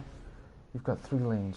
You label them mid, which you're always going to want to exert control over, the redundant / overextension side, and the side of strategic importance due to the properties that it offers, namely spawning the enemies in worse positions so as to make it more difficult for them to overextend and stop a capture or a dunk, perhaps, and also offering superior positions with regards to power positions so as to enable your team to really provide safe passage for the objectively oriented player. That's how you label it, and then you really play that side, and you got to be really strict. I mean, I remember playing Advanced Warfare with some guy, and I was really trying to explain to him how to play capture the flag, and he just wouldn't listen. And I was really trying to explain to him, and really, a lot of the times it seems counterintuitive. But you've really got to stick to just the facts, and the fact is you got to play the map as it should be played. You shouldn't be spawning up and just running straight forward. You got to stop, think, and usually in capture the flag, the default position is always going to be, usually you're going to spawn up, rotate back, and push out, and then the decision to overextend really is going to depend on the circumstances I've said before. It's going to be a modicum, not a modicum, but a series of different factors. Namely, is it feasible that your team can overextend and stop a capture? Is it feasible? That's going to depend on a couple of things. You might have intel that they have, for instance, different streaks, and so it might be pointless to overextend. Or maybe you might want to do that because you're going to force them to use your streak, and you have the luxury because you're up a few points. Perhaps you're down a few points and you can't really afford that. Or perhaps the game's about to end and you can't afford it. It's a whole different series of factors. Perhaps the game's about to end and you're up like by 2 points, and so you can't afford to rotate back. Because you got to think strategically and long term. And so it might be the case that if you risk it for the biscuit, overextend, all of a sudden they kill you on that third wave, as I've talked about. Then really you're in a really bad position, because then they're going to push out the side of strategic importance, and because you're slayed out and you have to wait to respawn, that's weak, they're going to be able to advance up the map much more quickly, and they're going to be in a better position to get the second cap. You always got to be careful with that. Now this guy's running with a double pistol because he's a wizard, Harry, but I got him, it's all good. This guy's weak, not really. I want to get the stock on this weapon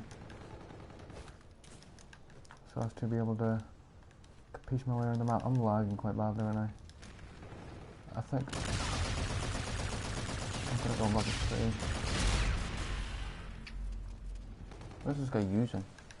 As I was saying, I think I was gonna really I was hoping to sort of just play a couple of competitive games and sort of like chillax and sort of talk about different things. This guy's been really high. Just to talk about strategy in general, but I haven't been able to do that at all.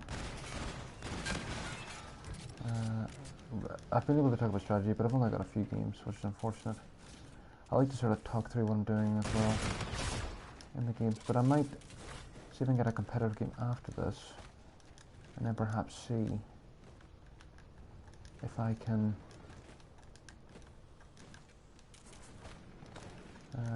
if I can't do that, perhaps end stream and then go on Black Ops 3. This is really a video recording, so this guy's weak. Are they spawning right now? I'm down by quite a bit.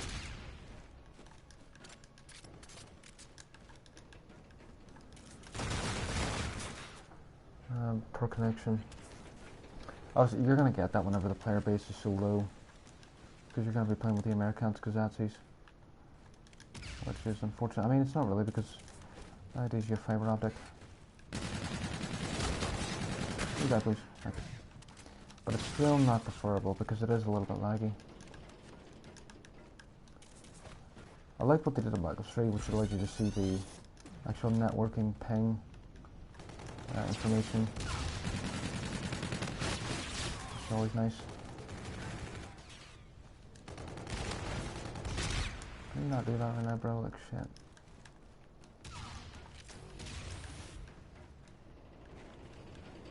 Are they spawning? I'm running all over the place. I am streaming, but I don't know if I'm uploading or downloading something from PlayStation with regards to an update. Perhaps just doing that by itself. It's a weak Harry. Maybe it's just because it was... Oh no, I was streaming yesterday and it wasn't so bad at all.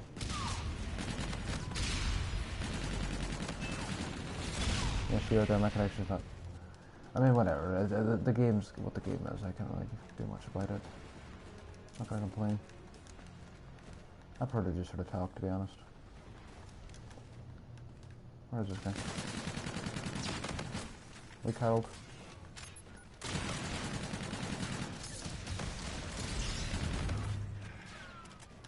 Harold, you're weak. Now we're getting into the groove of things.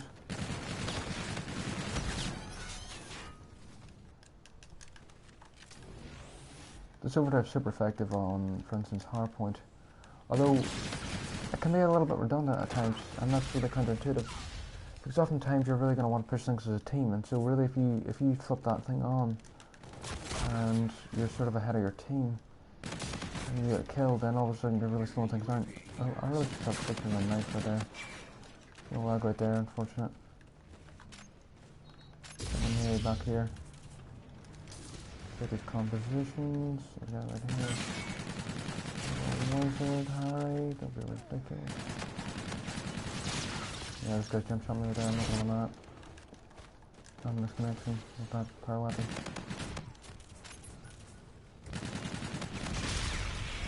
Not two. I need my behind right there. This guy's a wizard. Unfortunately. Where are they spawning? Right there. I was just thinking, I have to get that killed and then immediately turn around because they're going to be spawning right behind me. That's what I was sort of thinking to myself. I mean, that's actually a poor decision where I threw that nade right there. I want to throw it in close position. Now somebody's crossed. Right there, so... Let's flip on this overdrive. Easiest way to replenish faster. But really, I should have thrown it into the building right there, I'll be honest, and then engage in the open gunfight.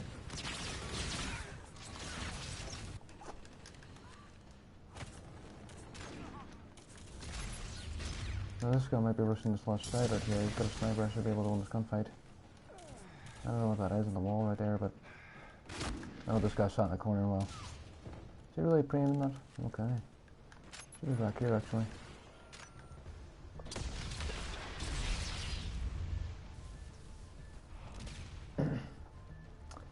But, as I was saying, that's really the preliminary stuff. And again, it really depends. Big time. In terms of the nuance. But these are just giblets of information I'm throwing out there, you know, just to really give a taster in terms of, you know, this isn't like a joke. I mean, you know, I know what I'm talking about on this topic. I just go competition. See if we get a game here, and then if not, I'm gonna go on Black Ops 3.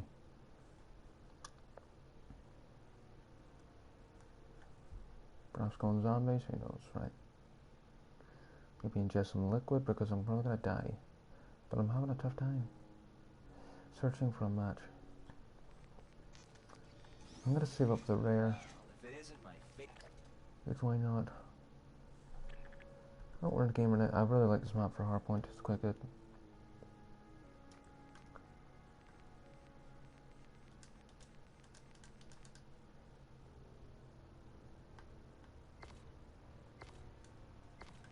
I played a little bit of competitive on Black Ops 3 actually, which is pretty fun.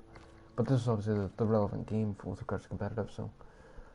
But that base level understanding with regards to, again, strategy, tactics, it's not going to change game to game, right? It's slightly going to be different.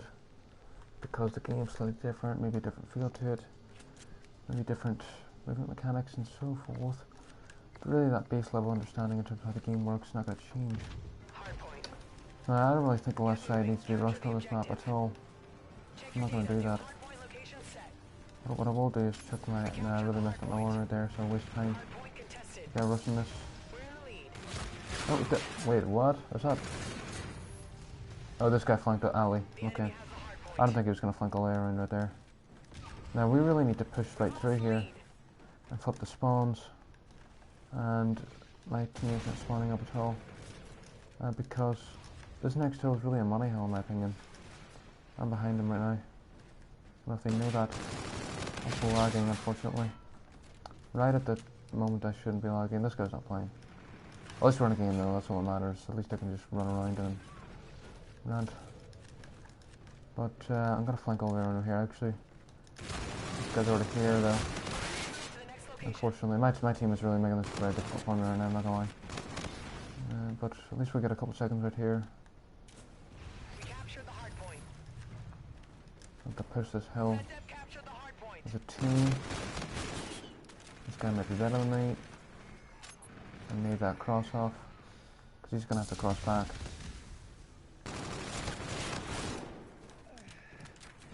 I push this. You don't want to flank around. You want to push as a team like this. And then we're going to have to watch our X. But they're all going to be spawning at this right side right here. Oh, I lied. No, they're not. That was a poor decision by me. I should have stayed inside right there. Inside the hill. They're pinching right now. If we spawn out like this, it basically means they're pinching. So that means they're flanking. And they're also pushing from where they default spawned. And I help my team right here. I'm lagging quite badly. It's going off, which is nice. I'm gonna push through here. They're gonna be spawning at this right side. One's already here. This basically forces us to really go all the way around the back right here. And if they're smart players, they'll understand that, so they're waiting for us. So we're gonna have to go around the back here, get the back spawn. And this guy's probably gonna wait for me right here, so I'm gonna chuck a nade. The enemy has the hardpoint. Around the back here, I take my time. Now if I lose this gunfight, I'm in trouble. And I'm really poor connection right now, so I will... Now when they push the front like that, I can get aggressive because they're distracted. Nice. He's a wizard. They're all going to be alley right now. And under, perhaps. Friendly drone support is active. That's a good grenade by that guy. I'm going to have to dip though.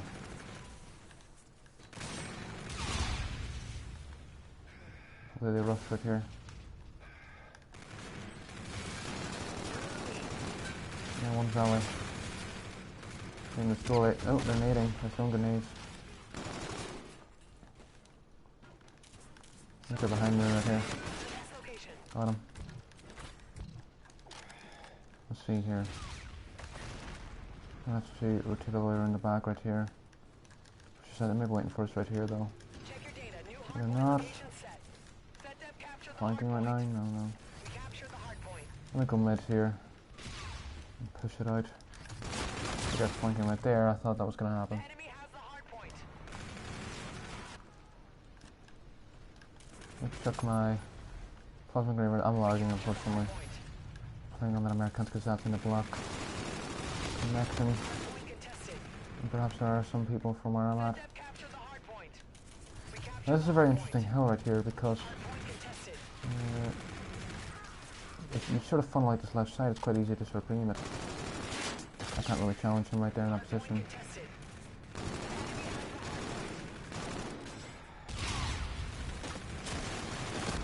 He's weak right there. I'm doing the best I can. I'm having a difficult time right now. Vicinity.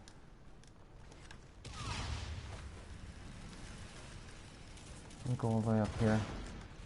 And flank all the way around. Check your data. He's got Location set. kinetic. I'm gonna let that. Hardpoint. We I'm gonna let that captured run the out. hardpoint. He isn't gonna flank though.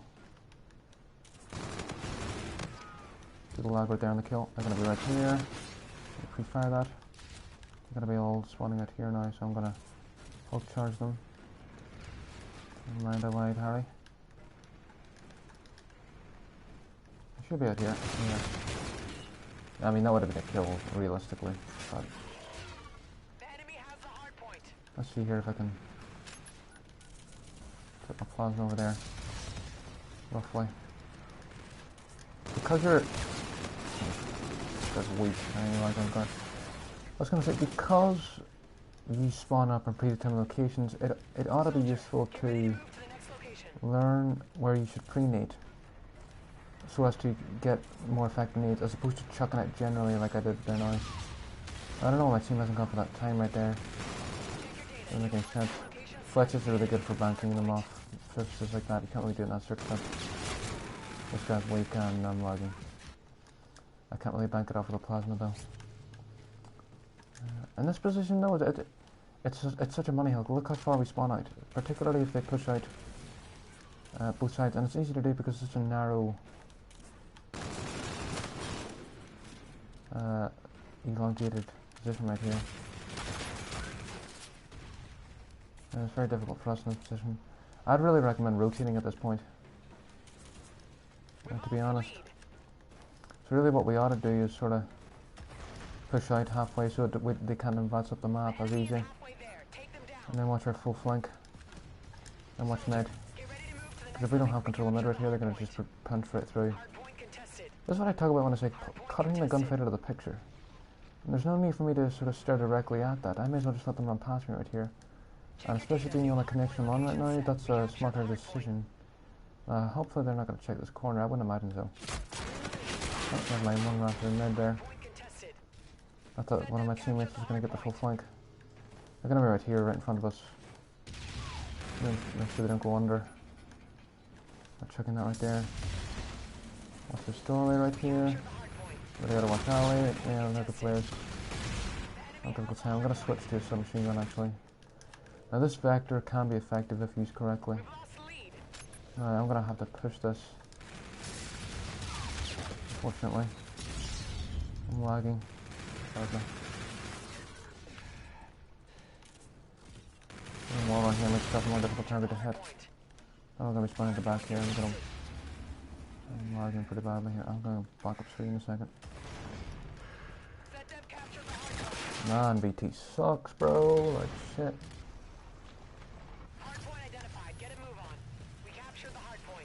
I'm doing what I can though. I'm exerting control on parts of the map. I'm plugging in for my team.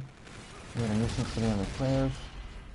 That's what really matters in these situations whenever you're having a difficult time. Let's see here. Enemy med right here. This guy's flanking. Like a Lee. They're going to be pinching right now because we're spawning out here. On both sides. And luckily I'm behind this guy, so we can get him right here. I'm chucking it right down because he flanks. Go prone because I can't really engage this guy effectively. Gotta be honest about that. Where is this guy? Where am I spawning? The fuck? I need to get over to this wall right here. Overcome the wall, as they say. Let's see here. Weak right there. I want to hold these spawns for the next. I'll take our time right here. This guy's got scorchers. This is a particularly effective hill for scorchers. I've got a sub, so I'm going to sort of do the dirty work right here. Now there's a guy behind me right here. On both sides. I'll do the dirty work and really get in the hill and drag fire away. That's the best I can do at this stage. Well, they could be at this flank right here. Like it. I got the time right there. Reloading, I can't do it though because I'm lagging quite badly. Where are they? They're right there. I'm gonna go ahead and rotate. All the way around here, make sure they don't flank alley. As best I can. I'm just gonna sit here and hopefully they run past me. And walk in ahead because I'm really having a difficult time winning gunfights on this connection.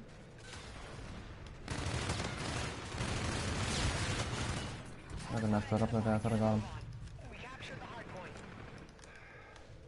They should be spawning out right now. They should be at this right side. And nobody's getting into the hill, which is unfortunate, so I'll do that. Now this is like the money hill on this map. This is like the must-get hill. Like on any for the most part. Oh shit! I really concentrate right here on this gunfight. I'm lagging. For the most part, on hardpoint, the initial hill's really going to be a cluster. And you should play for it, definitely. You can't just give it up. But really it's all about playing for the spawn for the second hardpoint, because that's going to be towards one of the edges. Respawning. I'm quite bad over there, but that's fine because this guy's a dumb person because we're spawning now where we need to spawn. So I don't know what that guy's doing at all. I'm gonna be honest. I'm trying to watch both these sides. Hopefully they don't flank fully here. I'm going mid. I think he's gonna do some damage. They're flanking all the way around, so we're gonna spawn an alley now. Unfortunately. I have to flank all the way around right here. I'm gonna do a half flank. Check that to make sure they don't push it. Put my flash right here. Where are they? What? There's a guy behind me right there, unfortunately. I don't know what he's doing because we're spawning closer right here to the back. So let's try to by that guy. This guy's just better than the whole lot combined. We're having a tough time right here getting into this hill. Might have to rotate to be. No, it's way too early to rotate. Actually, no, we need to rotate right now. I'm lagging quite badly though. Let's see here. I'm spawning out here. I'm spawning both sides. I'm gonna control this observation deck. Where are they? Let's see. Observation deck. Got control of that. And weird noises going on right now. It's creeping me out. I'm weird. I'm behind this guy. That's fine. I can run away. He's damaged and he's distracted. And he won't push as aggressively. That's all that matters. He's being deterred, so to speak. That's a big part of search as well. And the use of nades in general serve as a really good deterrent with regards to preventing players pushing aggressively into certain parts of the map. That's also a big topic I'm going to cover at some point, but probably not yet. I mean, on CSGO in particular, you know, if you a lot of the times you'll play against teams. I mean, the whole meta in that game is interesting because of course you've got the economy, and really if you degrade the enemy's economies to a large extent such that they can't fully buy, you're really going to change up their calculus, such that they might get more aggressive than they usually would, and so they may perhaps push aggressively towards a site. And that can be very tricky to deal with. And so in those circumstances, the use of grenades don't necessarily, on CSGO, they're not really of intelligence use with regards to proactive collection, although indirectly they are of good use, particularly smoke grenades with regards to blocking the enemy's ability to collect intel. But really on that game, nades serve as a really good deterrent. And if you pre-nade spots with a team in a coordinated fashion, such that you chuck like 2 to 3 grenades into like a flashpoint, that's going to deter the enemy from pushing it. Because if they push it, they get damaged. And sure, they advance up the map further if they push it, but they take the risk of dying or being killed if they push any further. And if they pull back, then all of a sudden, really, they're back to square one and they've lost health. And so really, the end result is that they're in the negative. So you've really got to think about that with regards to throwing nades as well. It's a really important part of this game, or any first-person shooter in general. I couldn't be bothered sitting up for a rare, so I'm just going to go ahead. Two commons. Two commons. The House of Commons.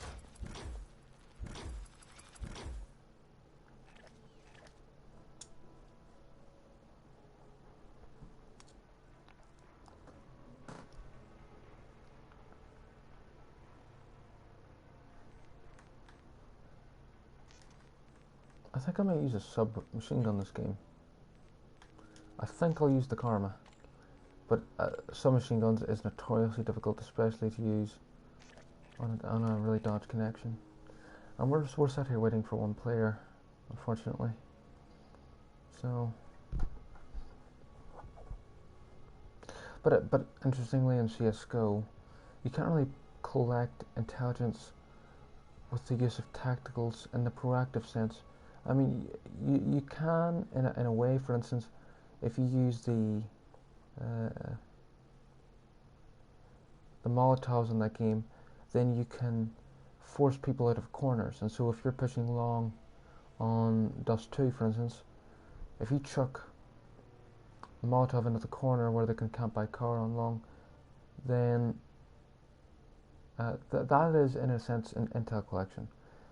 Although you can't really assume too much, because if you chuck a Molotov into that corner, any enemy players in that corner might stand still, because they might calculate that actually, if they push out, they're going to get killed anyway, and so they may as well stand still.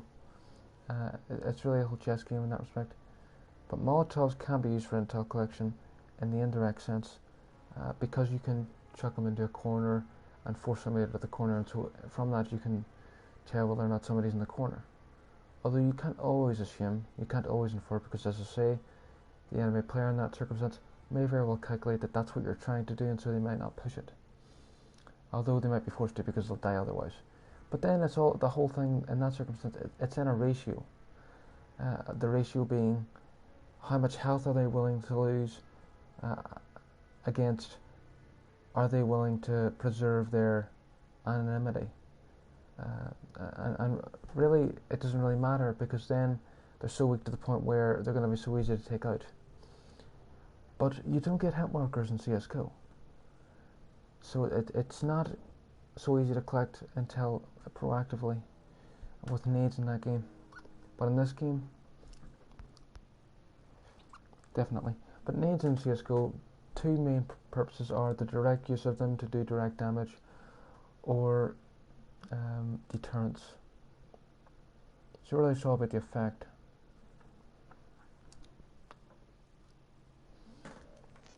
I'm having a difficult time getting a game right now. So it's saying they're 24 out of the players, but I doubt that very much.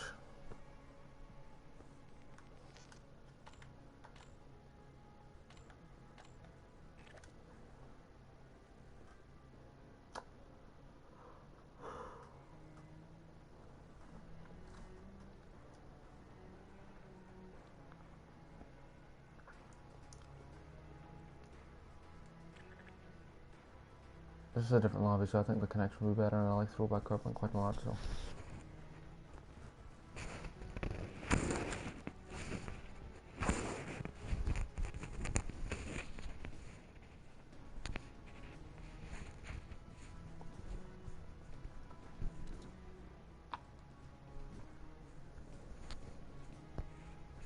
I sort of talked about the meta.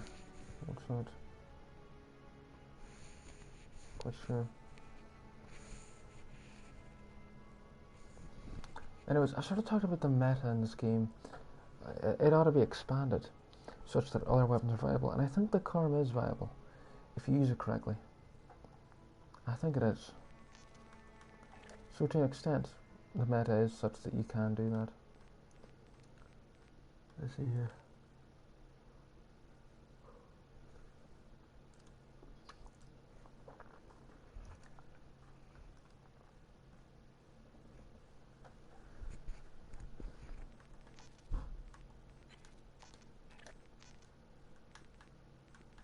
Now the claws are an extremely effective power weapon, especially on enclosed hardpoints. So I think I'm going to go ahead and use that. In terms of streaks in this game, the most effective streaks.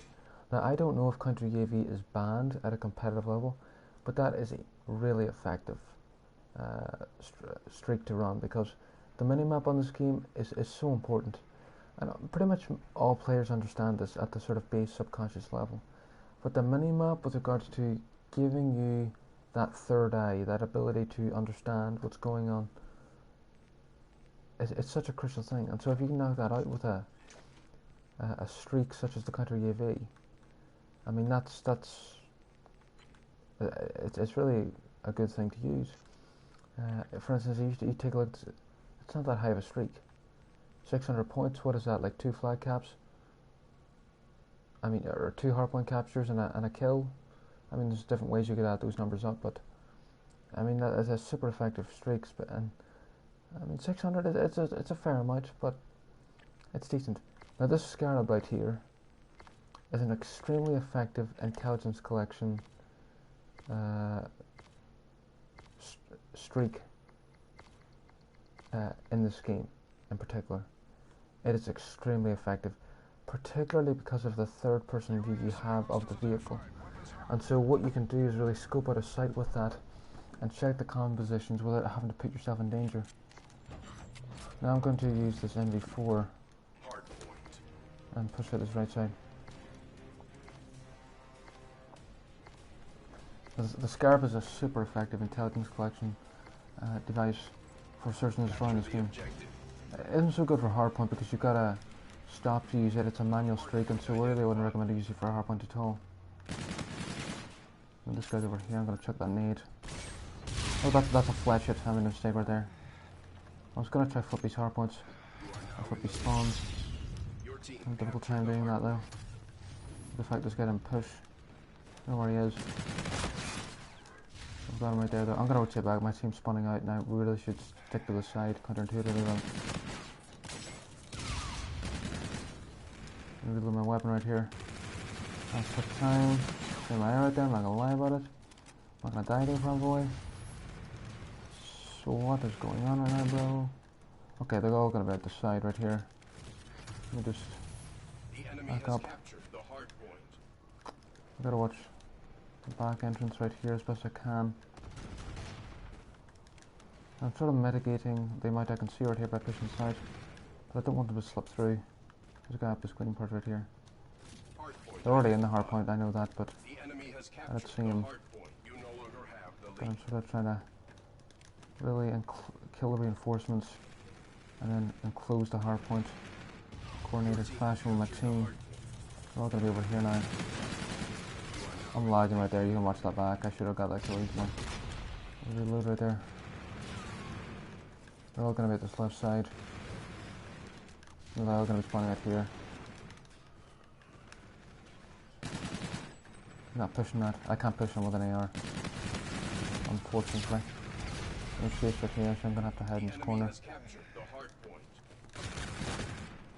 Unfortunately. This guy's weak. Prepare to move to the next location. I talked about this before, but on this next hill, you really need control of the whole street. And then you want to spawn them at train side and have a presence on the map with an AR. Why is that guy chasing me? He's really poor decision by that guy. That was a really poor decision. Let's chuck this grenade right here. I thought I had a fletch hit, but I don't.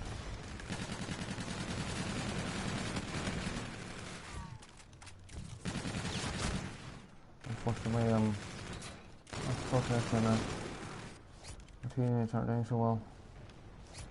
Let's see if I can get this into the opposite corner right here. Took a flash, make life more difficult. I need my help my teammates right here. I like to push up a little bit. Slide out a little bit and watch med here. Watch med of the map. Middle. Off the map. A difficult time right here on this connection. He's distracted, so he won't push as aggressively, so I didn't have to worry about him. Now they all spawned out blue and we were late on rotation. Because I wasn't really paying attention. I usually have to take care of that because my teammates never know what they're doing. There's guy behind me right here. Unfortunately. Again, when I'm using an AR, I'm typically not going to have much time on the hill at all. And that's really the way it should be, although I will have to do that when it's required. This guy's pushing out, which is a mistake, because we're going to spawn up further. Actually, no, I'm not. He fell back quite quickly. I'll go all the way around, because he is watching that flank right there. Now, really, I'm going to have to jump off the map right here and take this thing out. Because we can't be having a warden in the air. And you've got to think strategically, right? You know, long term. We just simply can't afford to get flustered right here and, you know, keep running at the hill because we're just going to die. We're just going to keep dying. So we have to take this thing out.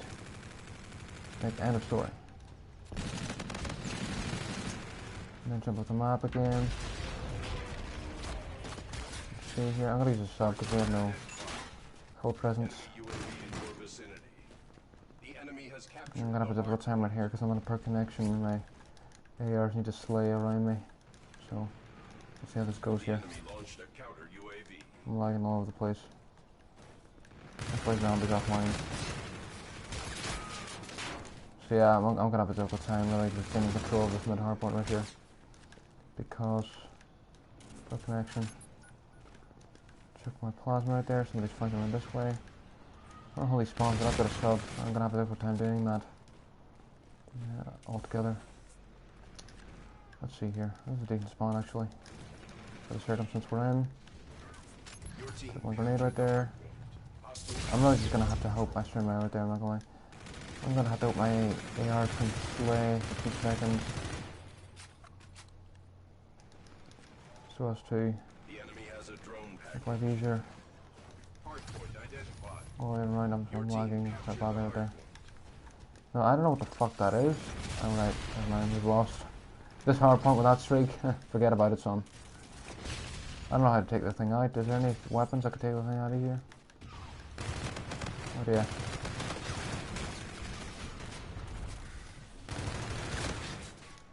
No, they're not getting that time, which they could. They absolutely could get that time. Especially with the streak they've got there. I hope that's timed. I hope that's not like infinite. No, I'm being shot in corners. What you'd expect playing against the American Kazazis. I'll be showing my tactical right there. I don't know how they're not getting this time right here. This should be like the money hill for them, especially given what they've got. Let's see here. Put my grenade right there. That's my cut. Gonna be spawning out this side. Got a bombardment right here. There's a good little spot right here to watch this flankage point.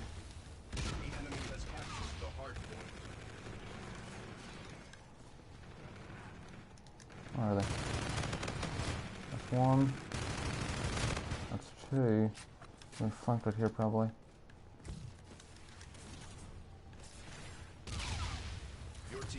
In this corner. I'm flanked right here.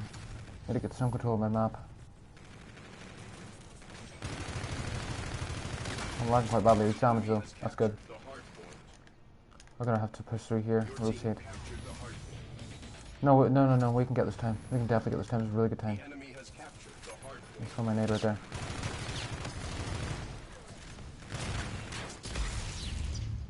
That was a mistake on my part. Luckily this guy's a good player and he's rotated already. Now, I think I'm gonna... You make the mistake of like slaying right there. This guy's pushing that out. He's going mid. Oh, it's gonna cross. Where'd he go?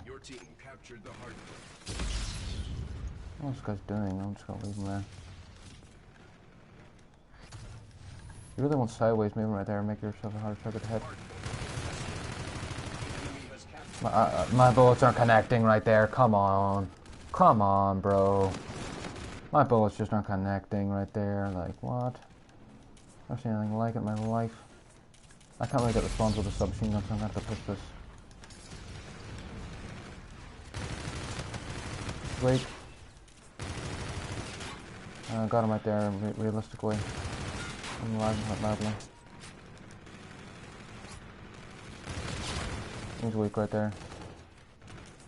I'll have a difficult time getting into the hill right here. Opposing forces are exhibiting greater skill. Chuck. Strategy is recommended. Right up there. Yeah, he was going up there. They're gonna be behind me now. I'm just gonna have to do the best I can. Hopefully some shingle players can slay around me. AR players rather. I don't know where they're spawning. The best I can right here. I should have just stayed down. It's always gonna be a tricky hill this. The enemy has captured the hard point. Show my plasma. That's gonna do some damage. We got top train right there. Show my plasma again. Flash it out. And that right there. I don't know if that's weak.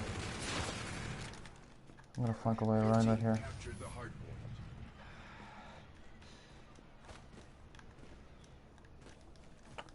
Flank is actually gonna block all the way around. I should have just left the cell, to be honest. So about that. And there's also a guy here. He's weak, he's one shot. There's support though. Standing out quite badly. I'm gonna push this front right here. See if I can get a shot or two on the guy that's gonna push this. Hopefully I can push that out. That nade will get him though today. He's weak, he's weak. That's all that matters. See if we can go all the way around right here.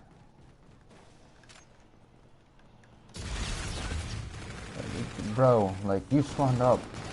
You've got to push in, even though you've got an AR. You've got to at least peek that. Your team captured the hard point. You need this front right here. Behind me. In my armor, they're trying to get away from him. The next location. I'm right there. The enemy has captured the hard point. Let's see here. I'm actually going to flank them as they come round. Hard point location set. The enemy has captured the hard point. Dead waiting that caught. There's the spawns. Let's see here. Oh, I've got a UAV and I don't have ghost. Enemy UAV. Oh, I have ghost, I have ghost. I'm going to use my plasma right here. Otherwise I'm going to have a difficult time getting this kill. Top the corner right here. The enemy launched On the hard. Holy shit. Oh boy, in the corner. Oh, that's fine. This is why I say you need to really retain control of this entire street. And then the map. That's a good meter. The flex is perfect for this hill right here. That's a cluster grenade actually. Yeah, they're really good. Enemy UAV in your Now we gotta rotate right here. I can't see the block. All the way around. The flash here. Don't see anything. hard point location set. I need Your that out. team captured the hard point. Look right there. Can keep aiming that. He's moved over to the right here. Gotta go up to him. That's fine. I just need him to be pinned back. That's all I need. He's all banging me right there. He's wasting his time right there, which is all that's really required. Watch this cross. One's crossed. One's pushing up. They're on the way now. I hope this guy runs after me. Nice. Oh no, they won.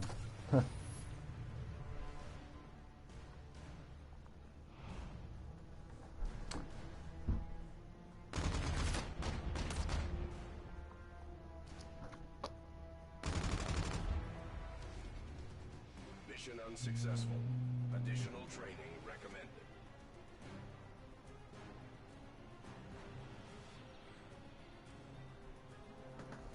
Straining's Kazatsi. I'll be back.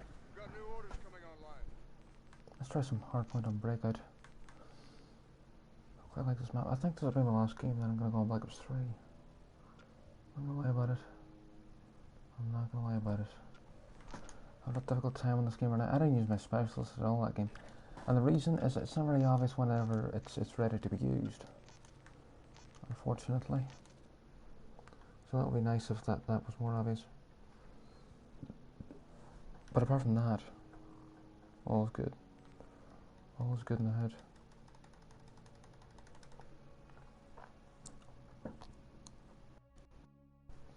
SpartanGalactica goes off on unsuspecting Chinese investment bankers. It's a great title. In my opinion, it's a joking title, but it's a wonderful title. It's a great title. It's an absolutely fantastic title. What have we got here in the quartermaster situation? Not much going on there. I think I'm going to see if I can perhaps play a free-for-all and then perhaps end the stream, which is really a video recording that all that matters. Because you gotta put the content out there. You gotta do what you can to win the game. To win the game. What do we got here? I kinda want to... I like this jammer. I think it can be used pretty well for intel collection. And I don't know if the dome shield has been banned, but I found certainly, I mean, you want to talk about this from a casual perspective, I mean that dome shield's pretty good on domination. You deploy that thing on domination, pretty effective. Pretty effective indeed. And let's see here, I'll play a domination game. Then I'm going to use a fletchet. Perhaps. I think this might be the start of the game though, I'm not quite sure. The enemy is halfway there. You may want to intervene. Let's see here. Capture Let the me just mute objectives. everybody. I don't have much players on this map. Securing B. Capture A right here. I'm gonna have to aim down here, make sure they don't push it.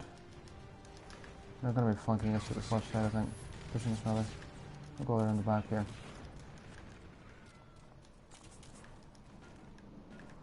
Push up around the back right here.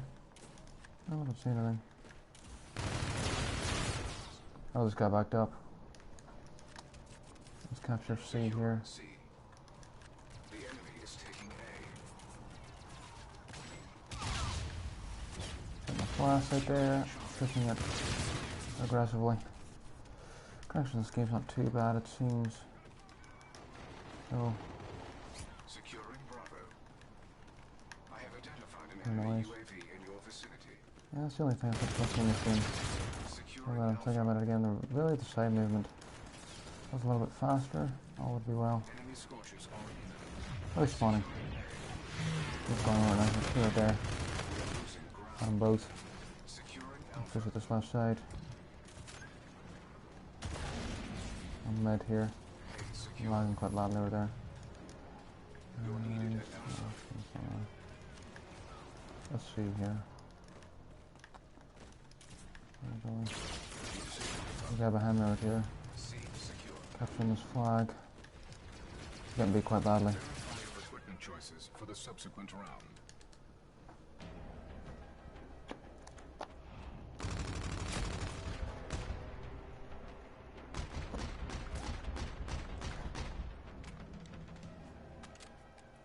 Halftime.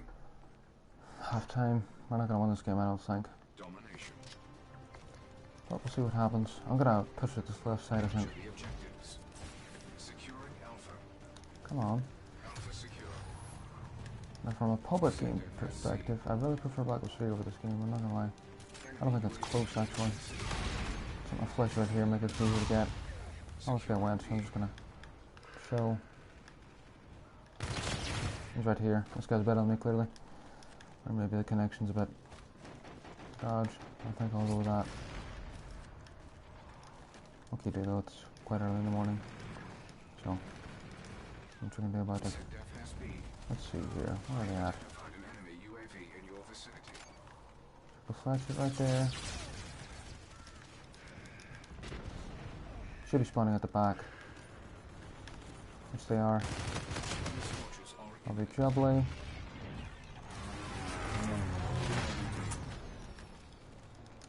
I was gonna get taken out by the scorchers right there. Let me chuck my flash here. securing. And wall run, make it easy to get. This guy fell off the map. It's good for me. I was just to like sort of chucking nades over there because it usually lands on that hill, especially if they're capping it. And this is domination, but not really competitive necessarily. But it's a really effective way, especially if you're getting slayed out and they've got down the hill. You keep spawning up and just pre-nading it. Enemy at Alpha. Now that's not where they're spawning. Need to check the Securing Charlie. map here, but we're okay. Should be up here somewhere. Nice, got him. Goddamn, rather. There's a wizard, Harry. Weak. I got him. Push at this right side. Securing Bravo. Where are they? They're over right here. Weak. Got him. Enemy at Bravo. Let's see here. They're on Bravo. Chuck my fletch here. Hopefully that'll get them. Oh, they ran off it. They went up momentarily there. Package Pre-fire that. No one there though. Drop shot. They're chasing me in the ass right now. Side. Assist your team at B. The enemy Let's is see taking here. Bravo. Soldier, get to Bravo. Your Take my teammate fletch hit. only They should be this mid cut region and also flanking around. And Josh pushing the side as well.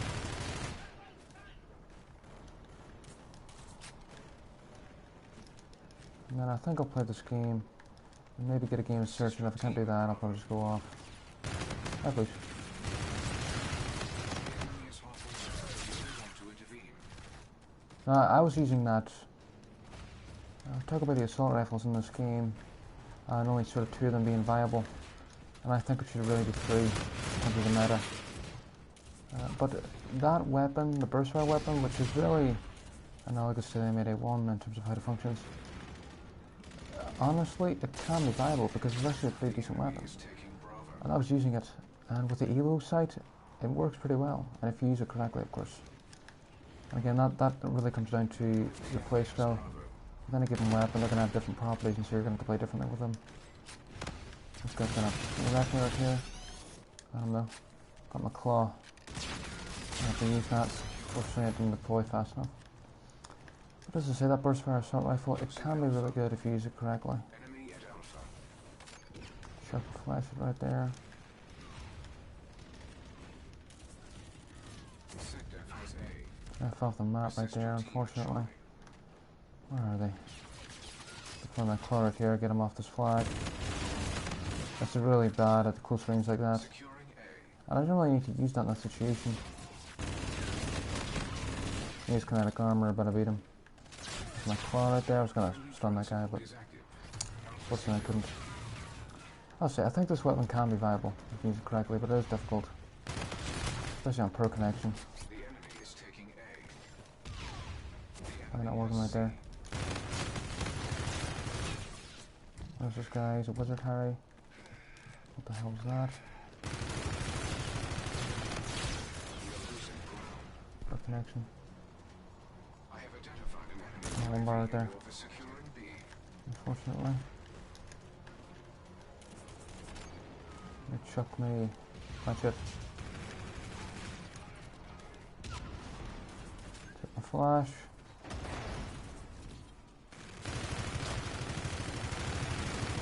This guy's weak, Harold. Get out of the way, please. Let's see here, guys. I'm gonna use a sniper because why not? It's a default sniper, but Take all positions. You are being I have identified an enemy. semi-automatic. In your vicinity. Ooh, not too bad at all. Secure Charlie. Not too bad at all. I think it's pretty fun to use. Vicinity. Charlie secure.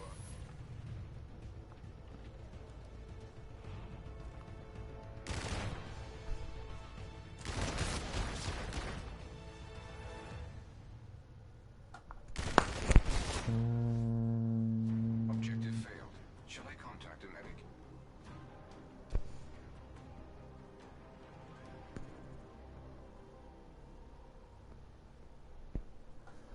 Neck right there, I'm not gonna lie. So many things going on in this crazy world. It's a crazy world. What have we got here? See if we can get a game on search, and if not, I'm gonna go back with 3. Perhaps play a game of zombies. Who knows? We'll see how this goes though. Might end it though. I got capiche in that game, but I think it's a good time to end it, I'm not gonna lie. Took a while to get into a few lobbies, had trouble with the connection. Well, we got a good few games in, talk about a lot of stuff. So, I think on that note, I'm gonna go ahead and end it actually. Make a stream. But anyways, I'm gonna end the stream. It's actually gonna be a video. And if anybody's listening to this at any point, go ahead, subscribe, and really just watch. Trust me. You'll not regret it. Have a good day. Or life. Goodbye.